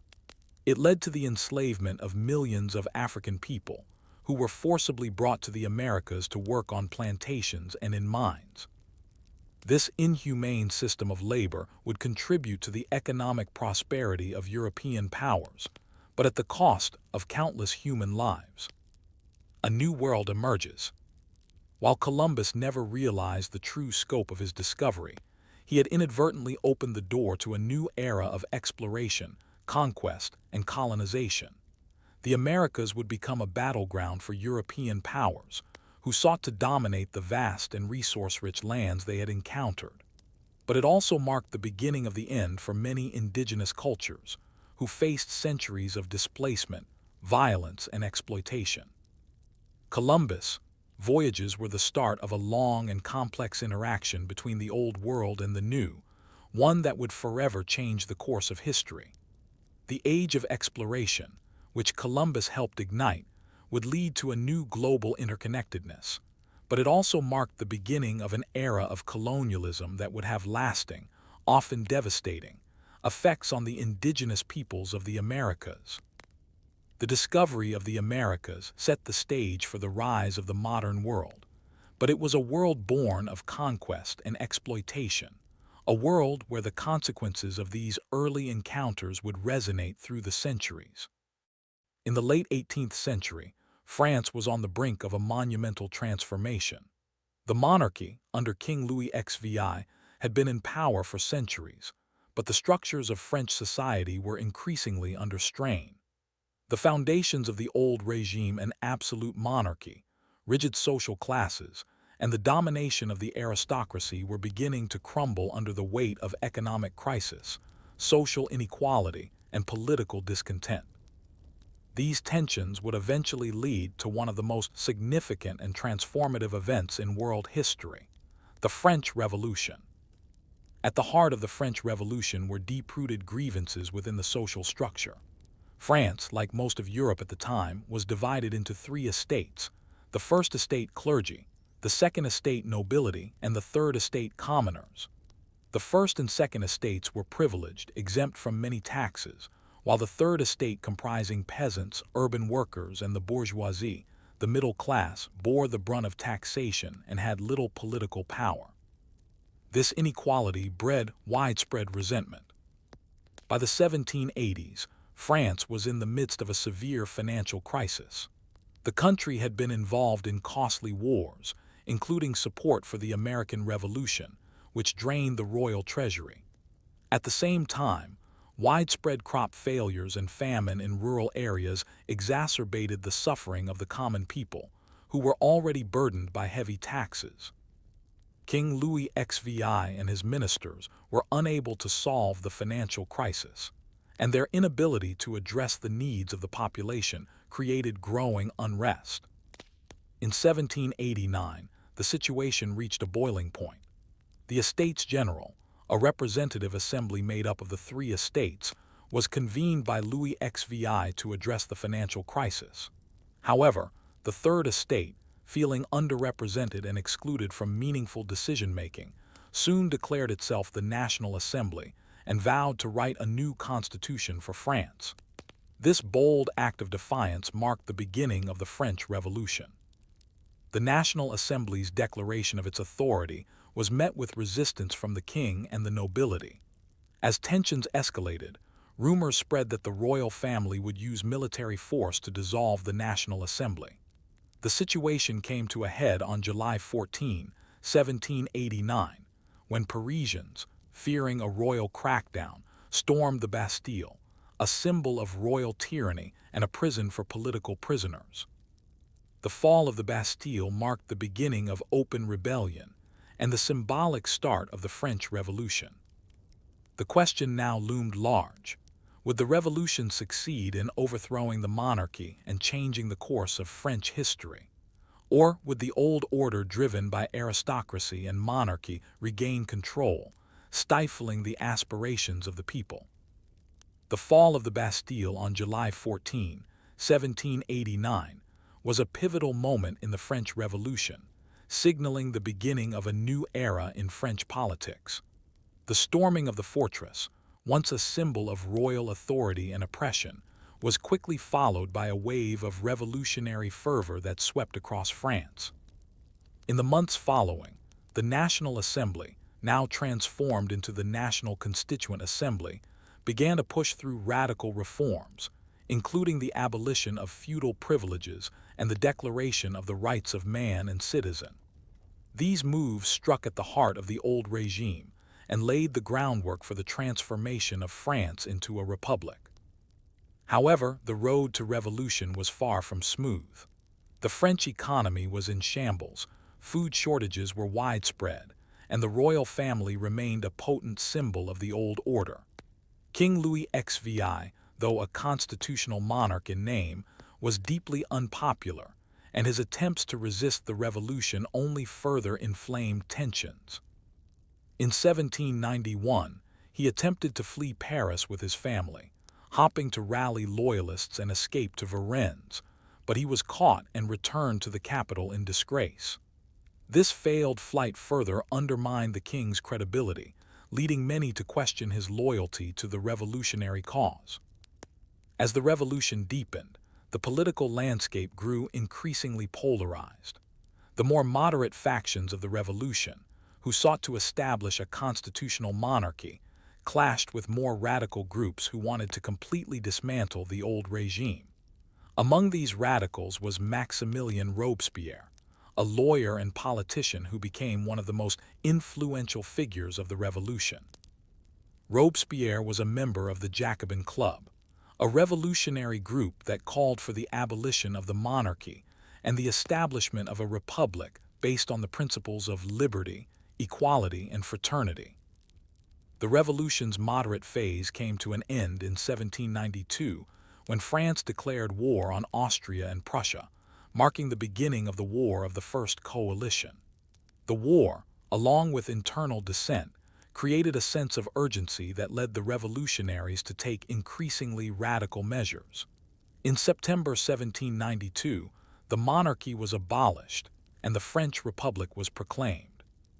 King Louis XVI and his queen, Marie Antoinette, were imprisoned, and the radical faction gained control of the National Convention. The revolution had entered a new and more dangerous phase. The increasing fear of foreign invasion and internal counter-revolutionary uprisings, combined with political infighting, led to a period of extreme violence and political purges known as the Reign of Terror. Led by Robespierre and the radical Jacobins, the Committee of Public Safety took control of the government and began to execute anyone suspected of being an enemy of the revolution, including former allies. The guillotine, which had been introduced as a more humane form of execution, became the symbol of this brutal period. Thousands of people, including former nobles, clergy, and political moderates, were executed. The Reign of Terror reached its peak in 1793 and 1794, when the radical Jacobins, under Robespierre's leadership, consolidated power. Robespierre's justification for the violence was that it was necessary to protect the revolution from its enemies and preserve the ideals of the Republic. Yet, as the body count mounted and the revolutionary government turned on its own leaders, even Robespierre himself became vulnerable. His increasing paranoia and authoritarianism alienated many within the revolution. In July 1794, Robespierre was arrested and executed, ending the Reign of Terror. With Robespierre's death, the radical phase of the revolution came to an end. However, the revolution was far from over. The political vacuum created by Robespierre's fall led to a period of instability known as the Thermidorian reaction, where more moderate forces regained control and sought to dismantle the extreme measures of the Terror. The monarchy was abolished, but the revolutionaries struggled to establish a stable government. The question remained: could the revolution succeed in its aims of creating a republic based on liberty, equality, and fraternity, or was it doomed to fall into chaos and authoritarianism? Would the dream of a new, just society survive, or would it be consumed by the very violence it had sought to eradicate? The fall of Maximilien Robespierre and the end of the Reign of Terror in 1794 did not bring the stability that the French Revolution had initially promised. Instead, France was plunged into further political and social turmoil. The Thermidorian reaction, a period marked by the retreat from radicalism and the rise of more moderate revolutionary leaders, temporarily halted the violent extremism of the Terror. Yet despite these attempts at moderation, France remained unstable, and many of the revolution's core ideals, liberty, equality, fraternity, remained unfulfilled. By 1795, the National Convention, the revolutionary body that had governed France since the fall of the monarchy, created a new constitution known as the Directory. This system established a 5-member executive committee known as the Directory, which was supposed to stabilize the country. However, the Directory was plagued by corruption, inefficiency, and internal conflict, and it failed to address the economic hardships or the ongoing wars with European monarchies. Meanwhile, the army, which had played a pivotal role in defending France during the Revolution, was still a powerful force and remained largely unaffected by the instability of the government. Amidst this chaos, one figure emerged whose name would come to dominate French and European history: Napoleon Bonaparte. Napoleon, born on the island of Corsica in 1769, had risen rapidly through the ranks of the French military during the Revolutionary Wars. A brilliant strategist and commander, he won significant victories for the French Republic, particularly in Italy and Egypt, which earned him widespread recognition and admiration. His military success allowed him to build a loyal following among the army and the public, and by 1799, the situation in France had become ripe for a change. In November 1799, with the country facing constant political instability and external threats, Napoleon orchestrated a coup d'état, overthrowing the Directory and establishing a new government known as the Consulate. He positioned himself as the first consul, effectively giving him control over France. Although he initially presented himself as a defender of the revolution, he quickly consolidated his power and moved toward establishing a centralized authoritarian state. In 1804, after a series of political maneuvers and a plebiscite, a vote by the people, Napoleon declared himself Emperor of the French, bringing an end to the Republican experiment that had begun in 1789. His rise to power marked the end of the French Revolution in its original form, as the ideals of liberty and republicanism were increasingly overshadowed by Napoleon's ambition to create an empire. The revolution's ultimate outcome had shifted from a quest for a republic to the establishment of a military dictatorship that would reshape Europe. Napoleon's reign was marked by both remarkable achievements and devastating wars. On one hand, he implemented a series of revolutionary reforms in France, including the Napoleonic Code, a legal system that became the foundation for many legal systems in Europe and the world. He centralized the government, reformed the economy, and guaranteed civil liberties such as freedom of religion and equality before the law. These reforms were deeply influenced by the ideals of the French Revolution, even though Napoleon himself was no longer committed to its original republican ideals. On the other hand, Napoleon's desire for power and expansion led to nearly 2 decades of continuous warfare across Europe. His military campaigns, known as the Napoleonic Wars, were a direct result of his ambition to create a European empire under French control. The wars involved nearly every European power, from Britain and Russia to Austria and Prussia. Napoleon's victories at Austerlitz and Jena cemented his position as one of the greatest military commanders in history, but his aggressive expansionism and desire for dominance ultimately led to his downfall. Napoleon's reign also witnessed the rise of nationalism, as conquered territories were often forced to adopt the legal and administrative reforms of the French Empire. Though many people in Europe initially welcomed Napoleon as a liberator from the old aristocratic orders, his empire-building soon turned many against him, especially as he imposed heavy taxes and conscripted soldiers from the territories he controlled. The revolution had begun as a movement for liberty, equality, and fraternity, but under Napoleon, these ideals became more aligned with the ambitions of an empire. By 1812, after invading Russia and suffering a catastrophic defeat, Napoleon's empire began to unravel. The subsequent years saw a series of military defeats and the eventual invasion of France by the Allied forces. In 1814, Napoleon was forced to abdicate and was exiled to the island of Elba.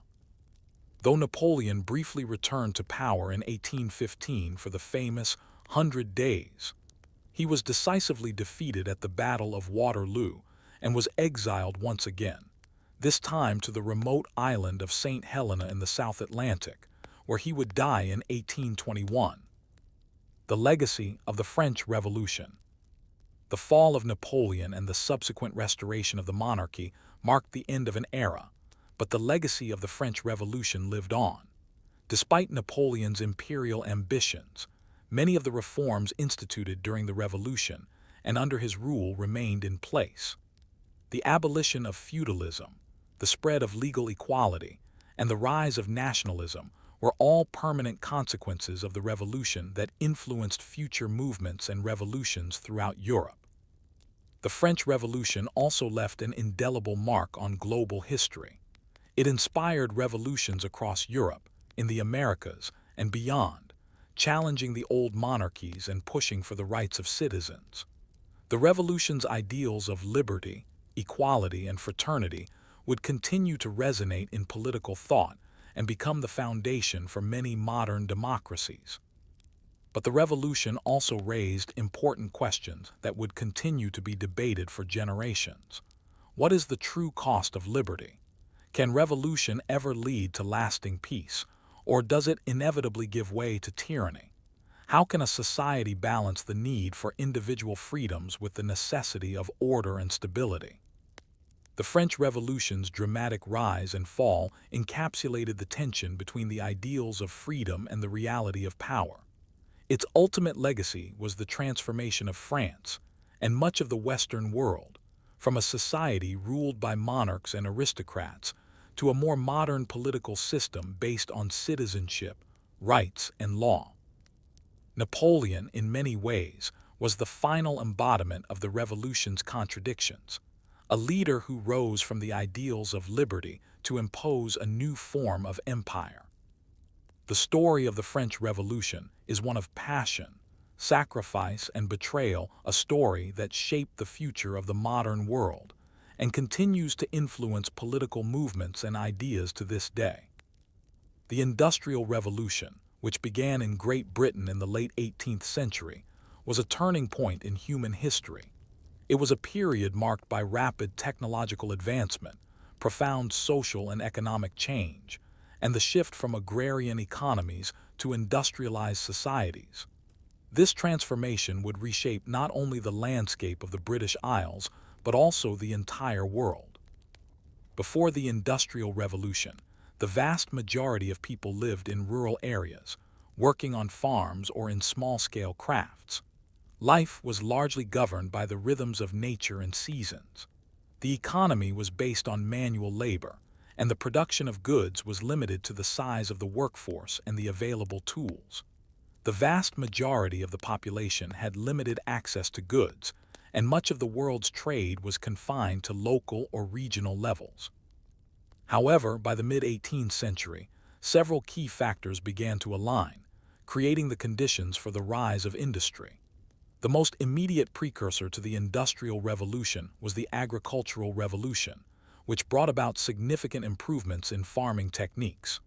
New methods of crop rotation, the introduction of new crops such as the potato, and improvements in livestock breeding all led to higher agricultural productivity. This resulted in increased food production, lower food prices, and an expanding population. Fewer people were needed in the fields, leading to an influx of laborers who were ready to work in factories and industries. At the same time, Britain had a number of other advantages that helped foster industrialization. It had vast reserves of coal and iron, key raw materials needed for the production of machinery and steam engines.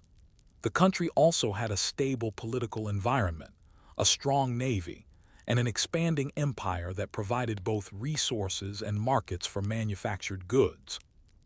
Britain's financial system was sophisticated, with banks and stock markets that could fund the investments needed to build factories, construct railroads, and expand infrastructure. But the true catalyst for the Industrial Revolution came in the form of new inventions and innovations that would change the course of history. The development of the steam engine by James Watt, the mechanization of the textile industry, and advances in iron production were just the beginning of a cascade of technological progress that would redefine human labor and production. James Watt's improvement to the steam engine in the late 18th century marked one of the most significant breakthroughs of the era. Watt's engine was more efficient than earlier models and could be used to power machines in factories, mines, and transportation. This invention unlocked the potential for industrialization on a scale that had never been seen before. Steam engines powered the creation of trains and ships, which revolutionized transportation, opening up new trade routes and markets. At the same time, the textile industry was being transformed.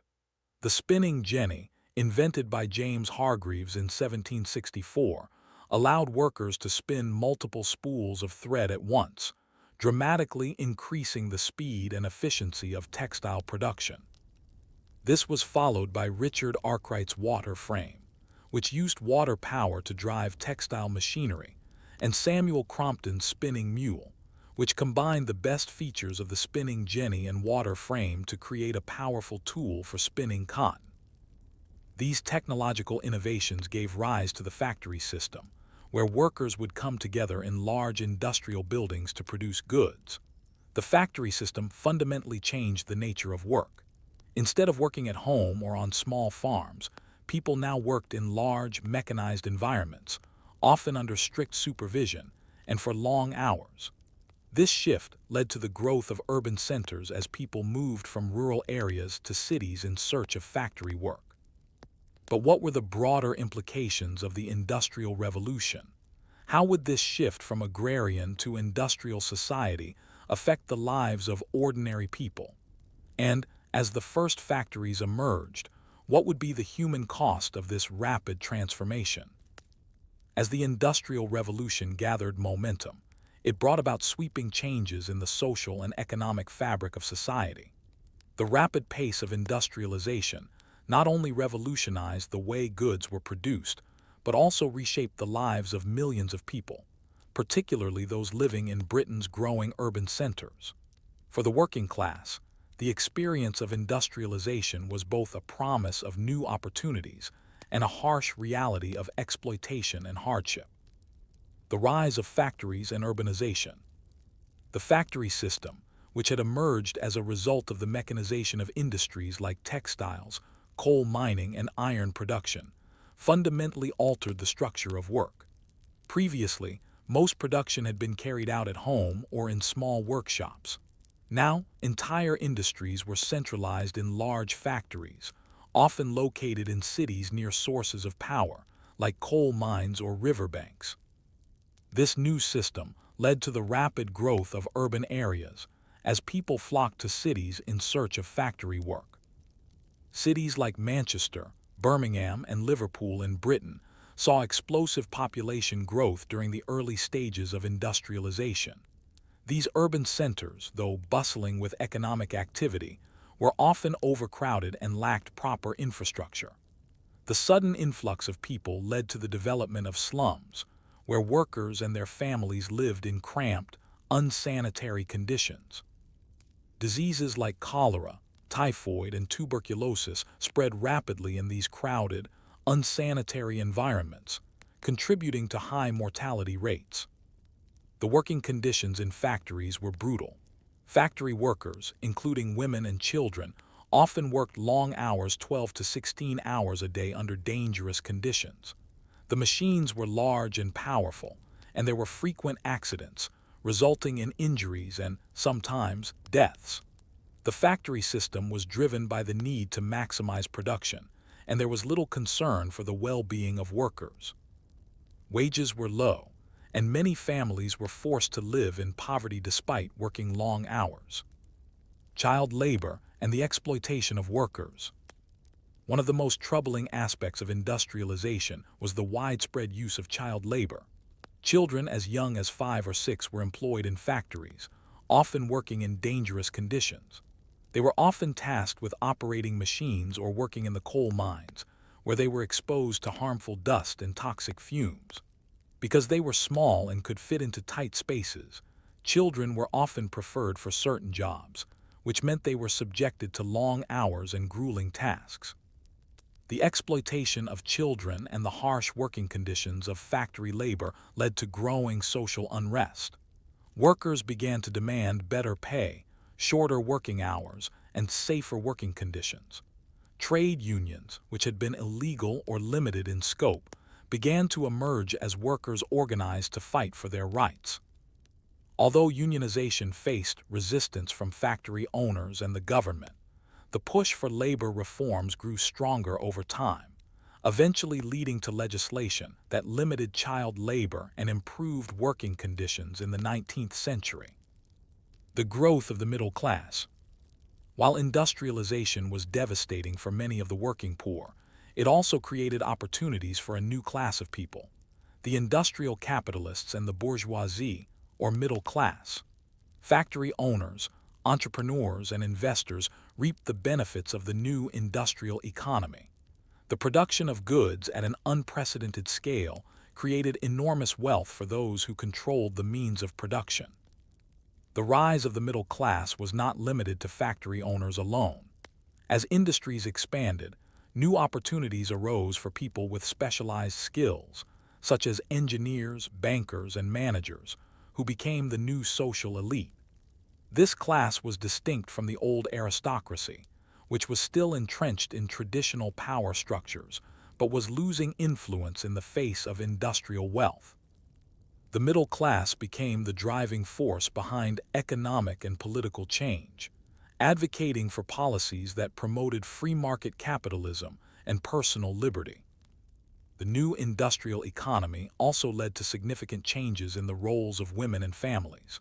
While women and children worked in factories, the growing middle class began to place greater emphasis on the domestic sphere for women. Middle-class women, often from families who profited from industrialization, were increasingly expected to manage the household and focus on raising children. This separation of spheres work for men and home life for women would shape gender roles in the modern world. The environmental impact. While industrialization brought immense economic growth, it also had a severe environmental cost. The demand for raw materials such as coal, iron, and timber led to widespread deforestation and the degradation of natural resources. Cities were choked with pollution from factories, coal-burning furnaces, and industrial waste. The air in industrial cities like London and Manchester became thick with smog, and water sources became contaminated with chemicals and waste from industrial processes. The environmental impact of industrialization was felt most acutely by the working class. Factories were often built near residential areas, exposing workers to dangerous levels of pollution. Diseases like asthma, bronchitis, and other respiratory illnesses were common among factory workers and residents of industrial cities. The rise of industrialization, while improving productivity and wealth for some, had devastating consequences for the environment and public health. The global impact, the spread of industrialization.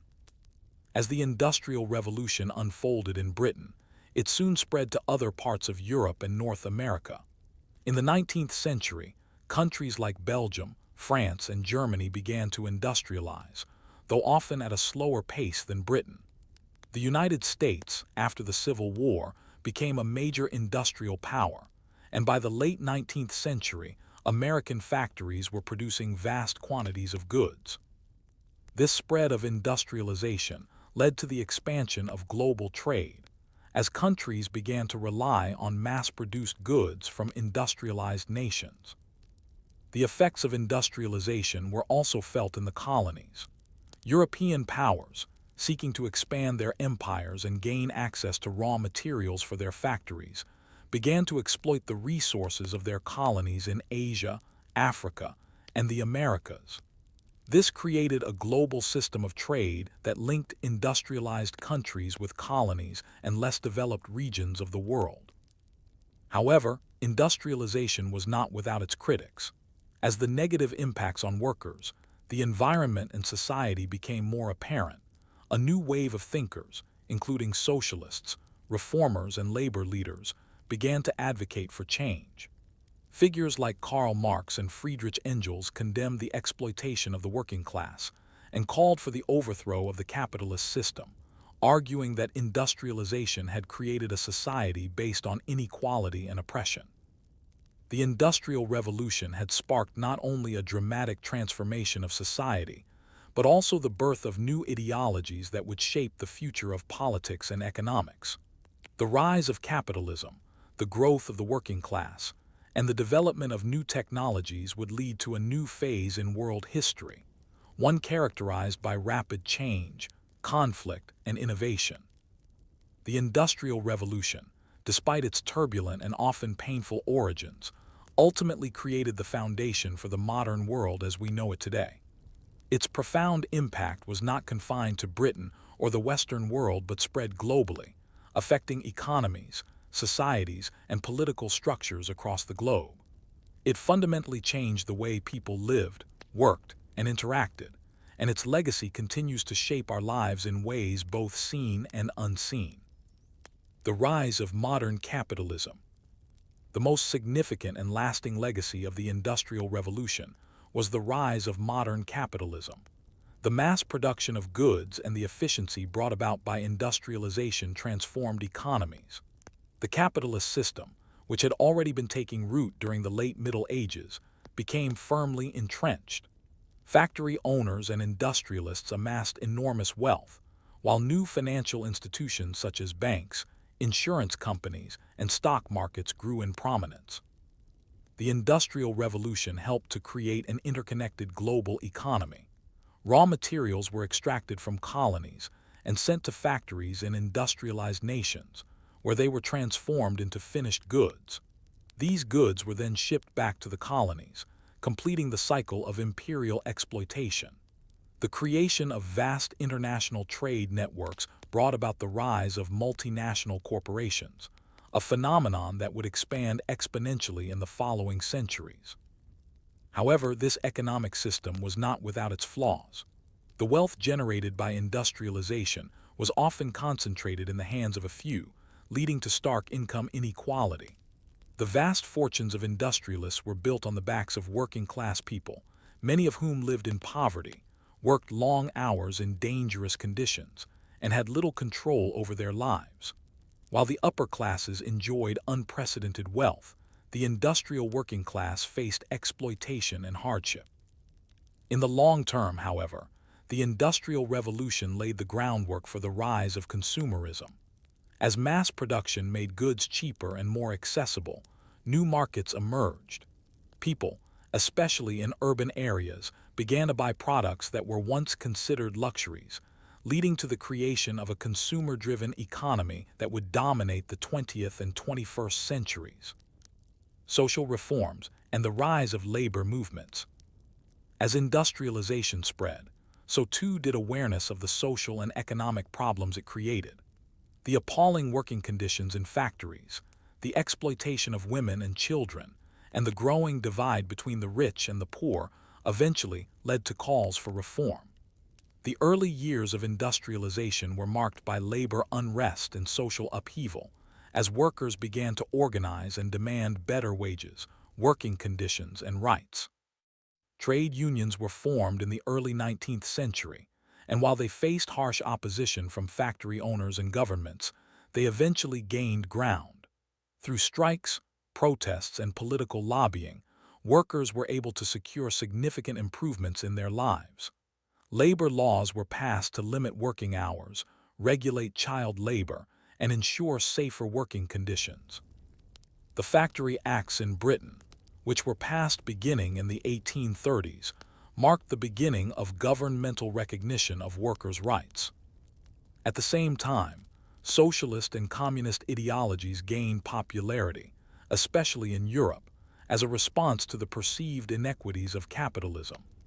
The publication of works like Karl Marx and Friedrich Engel's The Communist Manifesto in 1848 called for a radical rethinking of society and economics. Marx's ideas about class struggle, the exploitation of the working class, and the eventual overthrow of capitalism would inspire revolutionary movements and political change throughout the 19th and 20th centuries. Though the full realization of Marxist thought was never achieved, the rise of labor movements, the expansion of social welfare, and the eventual push for workers' rights in the 20th century were direct consequences of the industrial changes initiated in the 18th century.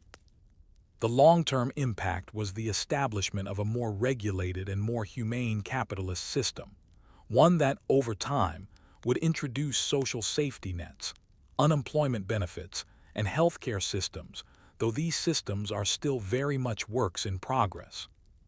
Technological innovation and the age of invention.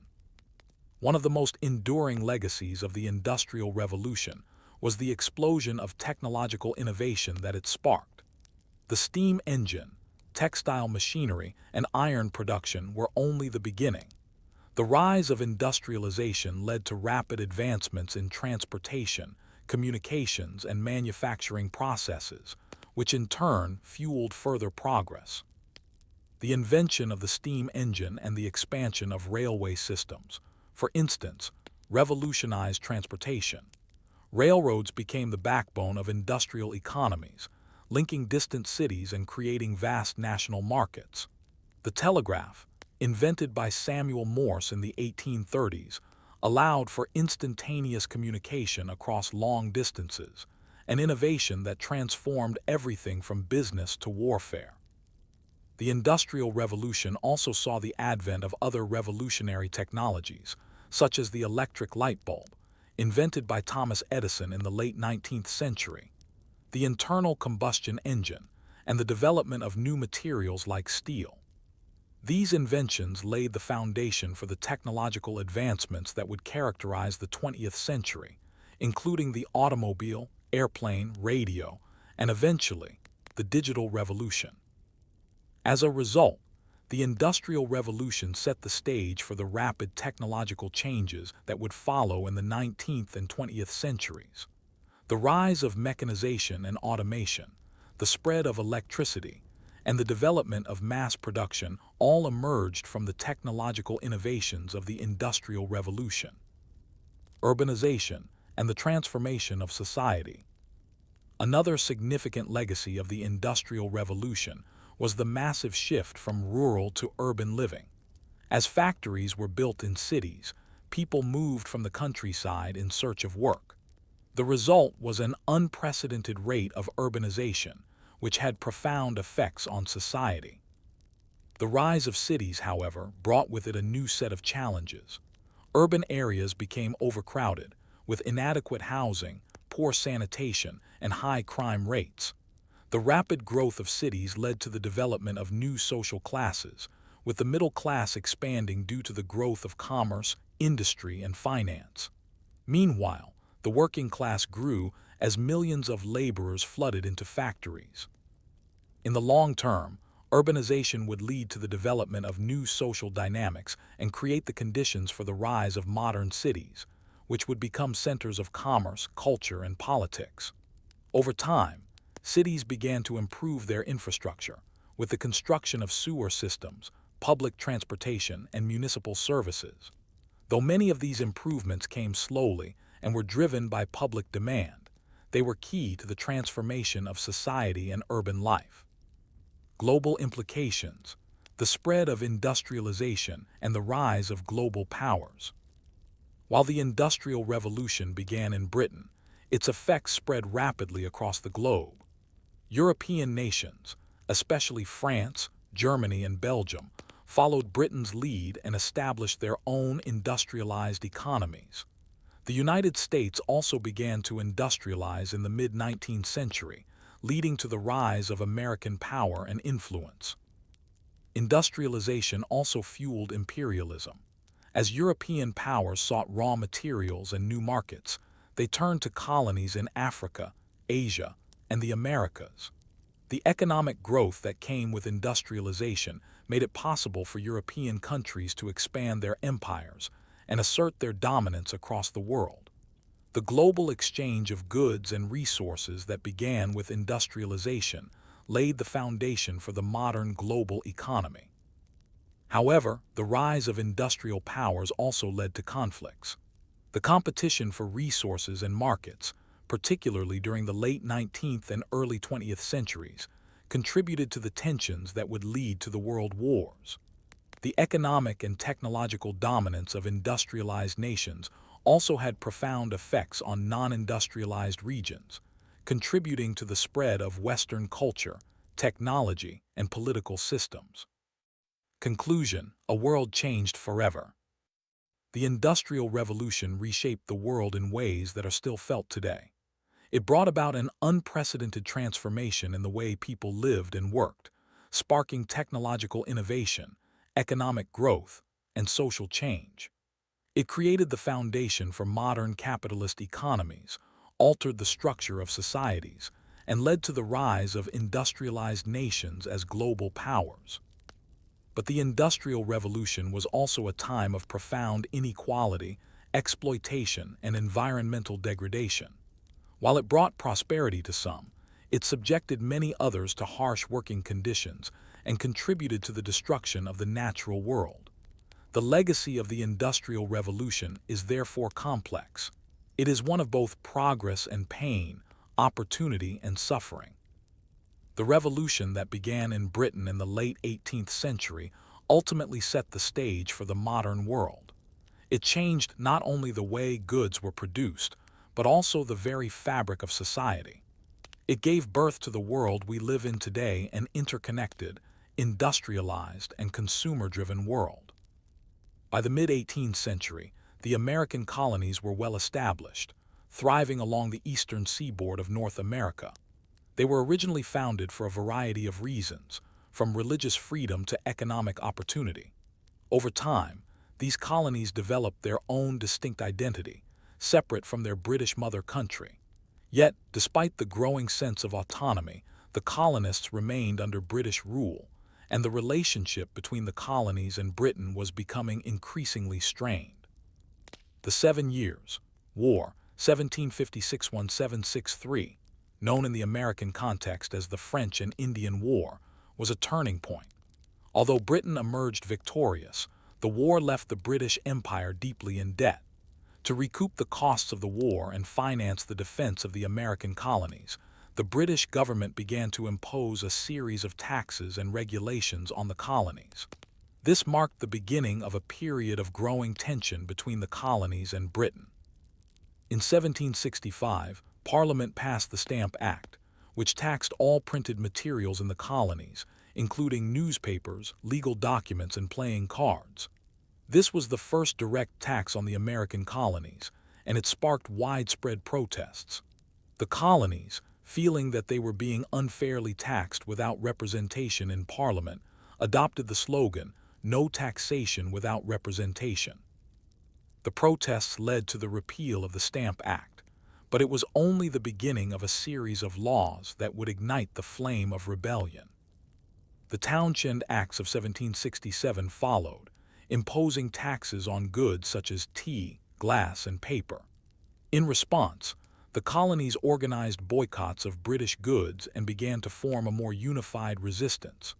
In 1770, the Boston Massacre occurred when British soldiers opened fire on a crowd of colonists, killing 5 and fueling anti-British sentiment.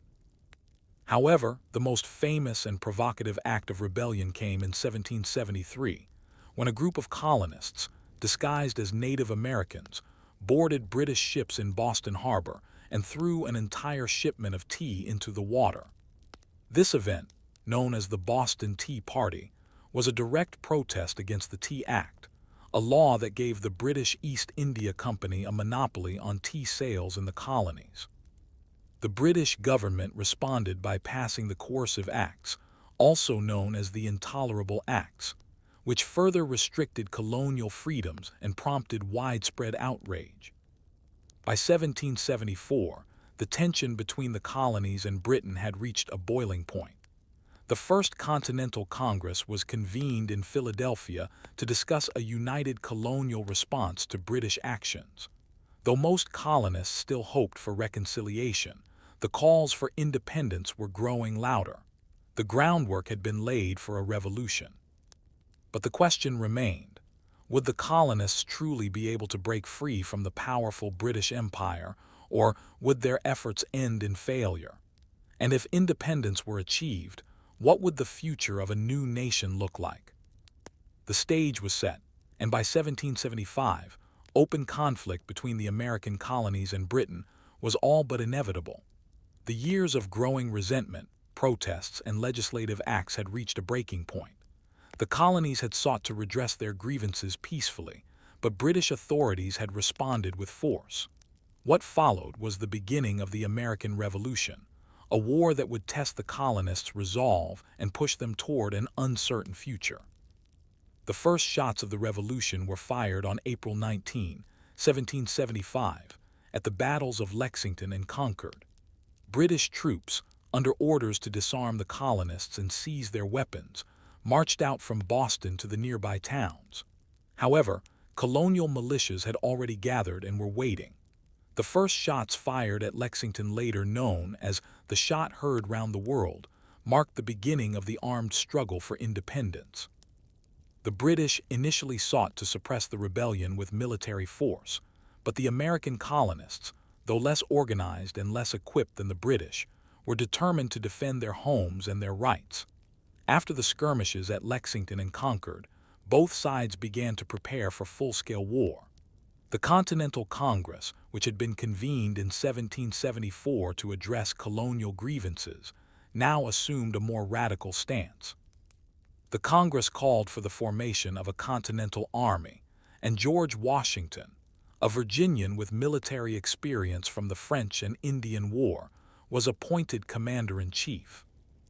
The early months of the war were marked by a series of inconclusive battles, but the conflict began to escalate.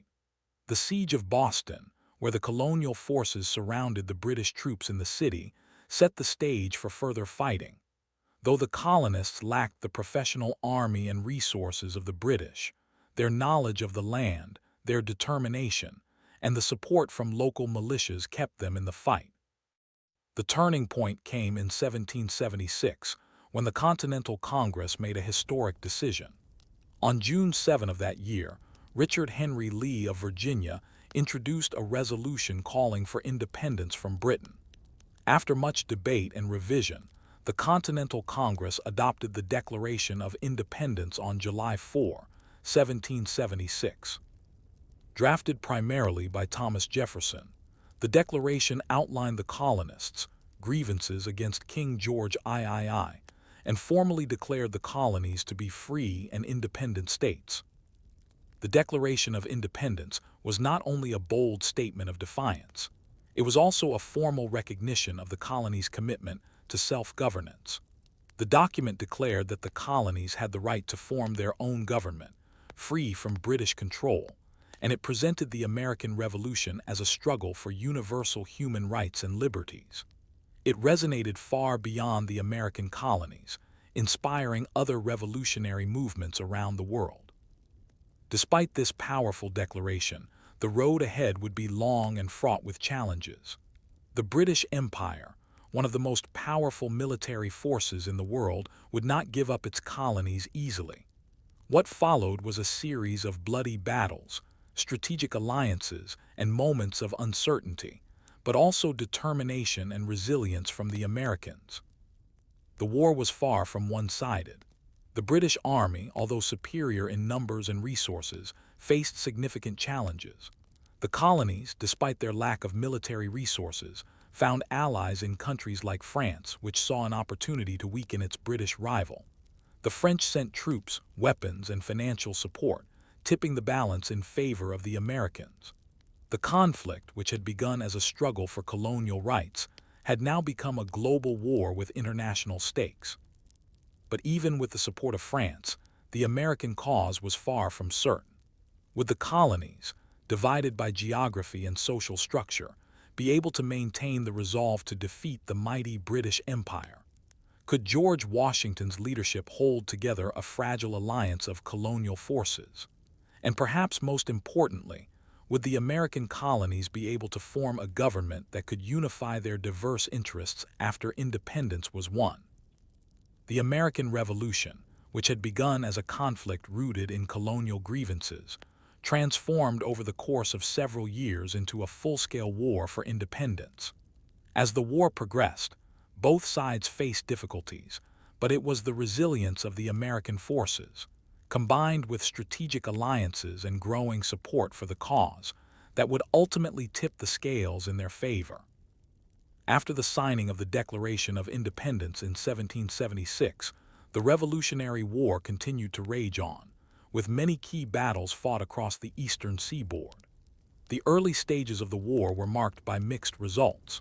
Although George Washington and his Continental Army suffered some losses, they also managed significant victories, such as the surprise attack on the Hessian forces at the Battle of Trenton in December 1776. This victory boosted morale and proved that the Americans could indeed succeed in battle against the mighty British forces. In 1777, the tide of the war began to shift. The Battle of Saratoga, fought in New York, marked a turning point. American forces, led by General Horatio Gates, defeated a British army under General John Burgoyne. This victory was critical not just for the morale of the Americans, but because it directly influenced France to enter the war on the side of the colonies. The French, eager to weaken their long-standing rival, Britain, provided the Americans with much-needed military and financial support. The arrival of French troops, naval power, and supplies bolstered the American forces significantly, making it possible for the Americans to continue the fight against the well-equipped British Army. Despite this shift, the war was far from over. The conflict expanded beyond the North, with battles in the south and western frontier. The British, initially focused on major cities like Philadelphia and New York, attempted to shift the fight to the southern colonies, hoping to rally loyalist support there. However, the southern theater proved difficult for the British to control, as the Americans used guerrilla tactics, led by figures like Francis Marion, the Swamp Fox, to frustrate the British efforts. By 1781, after years of fighting and countless battles, the American forces, now bolstered by French troops under General Rochambeau and a French fleet led by Admiral de Grasse, made their final push. The Battle of Yorktown in Virginia became the decisive engagement of the war. Washington, along with his French allies, laid siege to the British forces led by General Lord Cornwallis. The French fleet prevented British reinforcements from reaching Cornwallis, and the Continental Army, with the support of the French, encircled the British troops. After weeks of bombardment and no hope of escape, Cornwallis was forced to surrender on October 19, 1781. The surrender at Yorktown effectively ended the Revolutionary War, although sporadic fighting continued for a time. With Cornwallis' defeat, the British government realized that the war was no longer winnable, and negotiations began in earnest. The Treaty of Paris was signed in 1783, officially recognizing the independence of the United States and establishing the new borders of the nation. Britain ceded vast territories to the new country, stretching from the Atlantic Ocean to the Mississippi River, and from Canada in the north to Florida in the south. The birth of a nation. The victory in the American Revolution had profound consequences, not just for the colonies but for the entire world. The United States emerged as an independent nation, free from British rule, but the new nation was not without its challenges. The Articles of Confederation, the first governing document of the United States, proved to be ineffective, and by 1787, the need for a more robust and unified system of government became apparent. The Constitutional Convention was convened in Philadelphia in 1787, where delegates from the states worked to create a new constitution. The result was a document that established a federal system of government with a separation of powers and checks and balances. The Constitution was ratified in 1788, and in 1789, George Washington was elected as the first President of the United States. The Revolution had not only achieved independence, but also set in motion the creation of a government based on democratic principles. The United States was founded on ideals of liberty, equality, and the pursuit of happiness, but these ideals were not fully realized for everyone. While the Revolution had granted freedom from British tyranny, it did not immediately address issues such as slavery, women's rights, or the rights of Native Americans. These issues would continue to simmer and create tensions that would shape American history for generations to come. The Revolution also had a profound impact on the wider world. It inspired other revolutions, particularly in Europe and Latin America, where oppressed peoples sought to throw off their monarchies and establish republics based on the ideals of freedom and self-determination. The American Revolution became a symbol of the possibility of change, and its success proved that a people could rise up against tyranny and create a new political order based on popular sovereignty. However, the legacy of the Revolution was complicated. While it established a new nation founded on ideals of liberty and democracy, it also created a society that was still grappling with the realities of inequality. Slavery, which was entrenched in the southern states, continued for nearly a century after the Revolution, and women still fought for their rights to vote and participate in politics. The ideals of the Revolution were often contradicted by the realities of the society that was built upon them. Conclusion: a nation's struggle for identity. The American Revolution marked the birth of the United States as a nation and the beginning of a new era in global politics. It was a revolution fueled by the ideals of liberty, equality, and self-government ideals that continue to influence the nation's development and its role in the world today. The revolution set the stage for the creation of a republic that would become a beacon of freedom and democracy. But the struggle to fully realize the promise of the revolution would continue for centuries. The American Revolution is a story of defiance, struggle, and resilience. It was a fight not just for independence from Britain, but for the creation of a new kind of nation, one that would embrace the principles of equality, freedom, and self-determination. Its legacy continues to inspire movements for justice and liberty around the world, and the United States, though imperfect, stands as a testament to the power of revolution and the enduring quest for a more perfect union.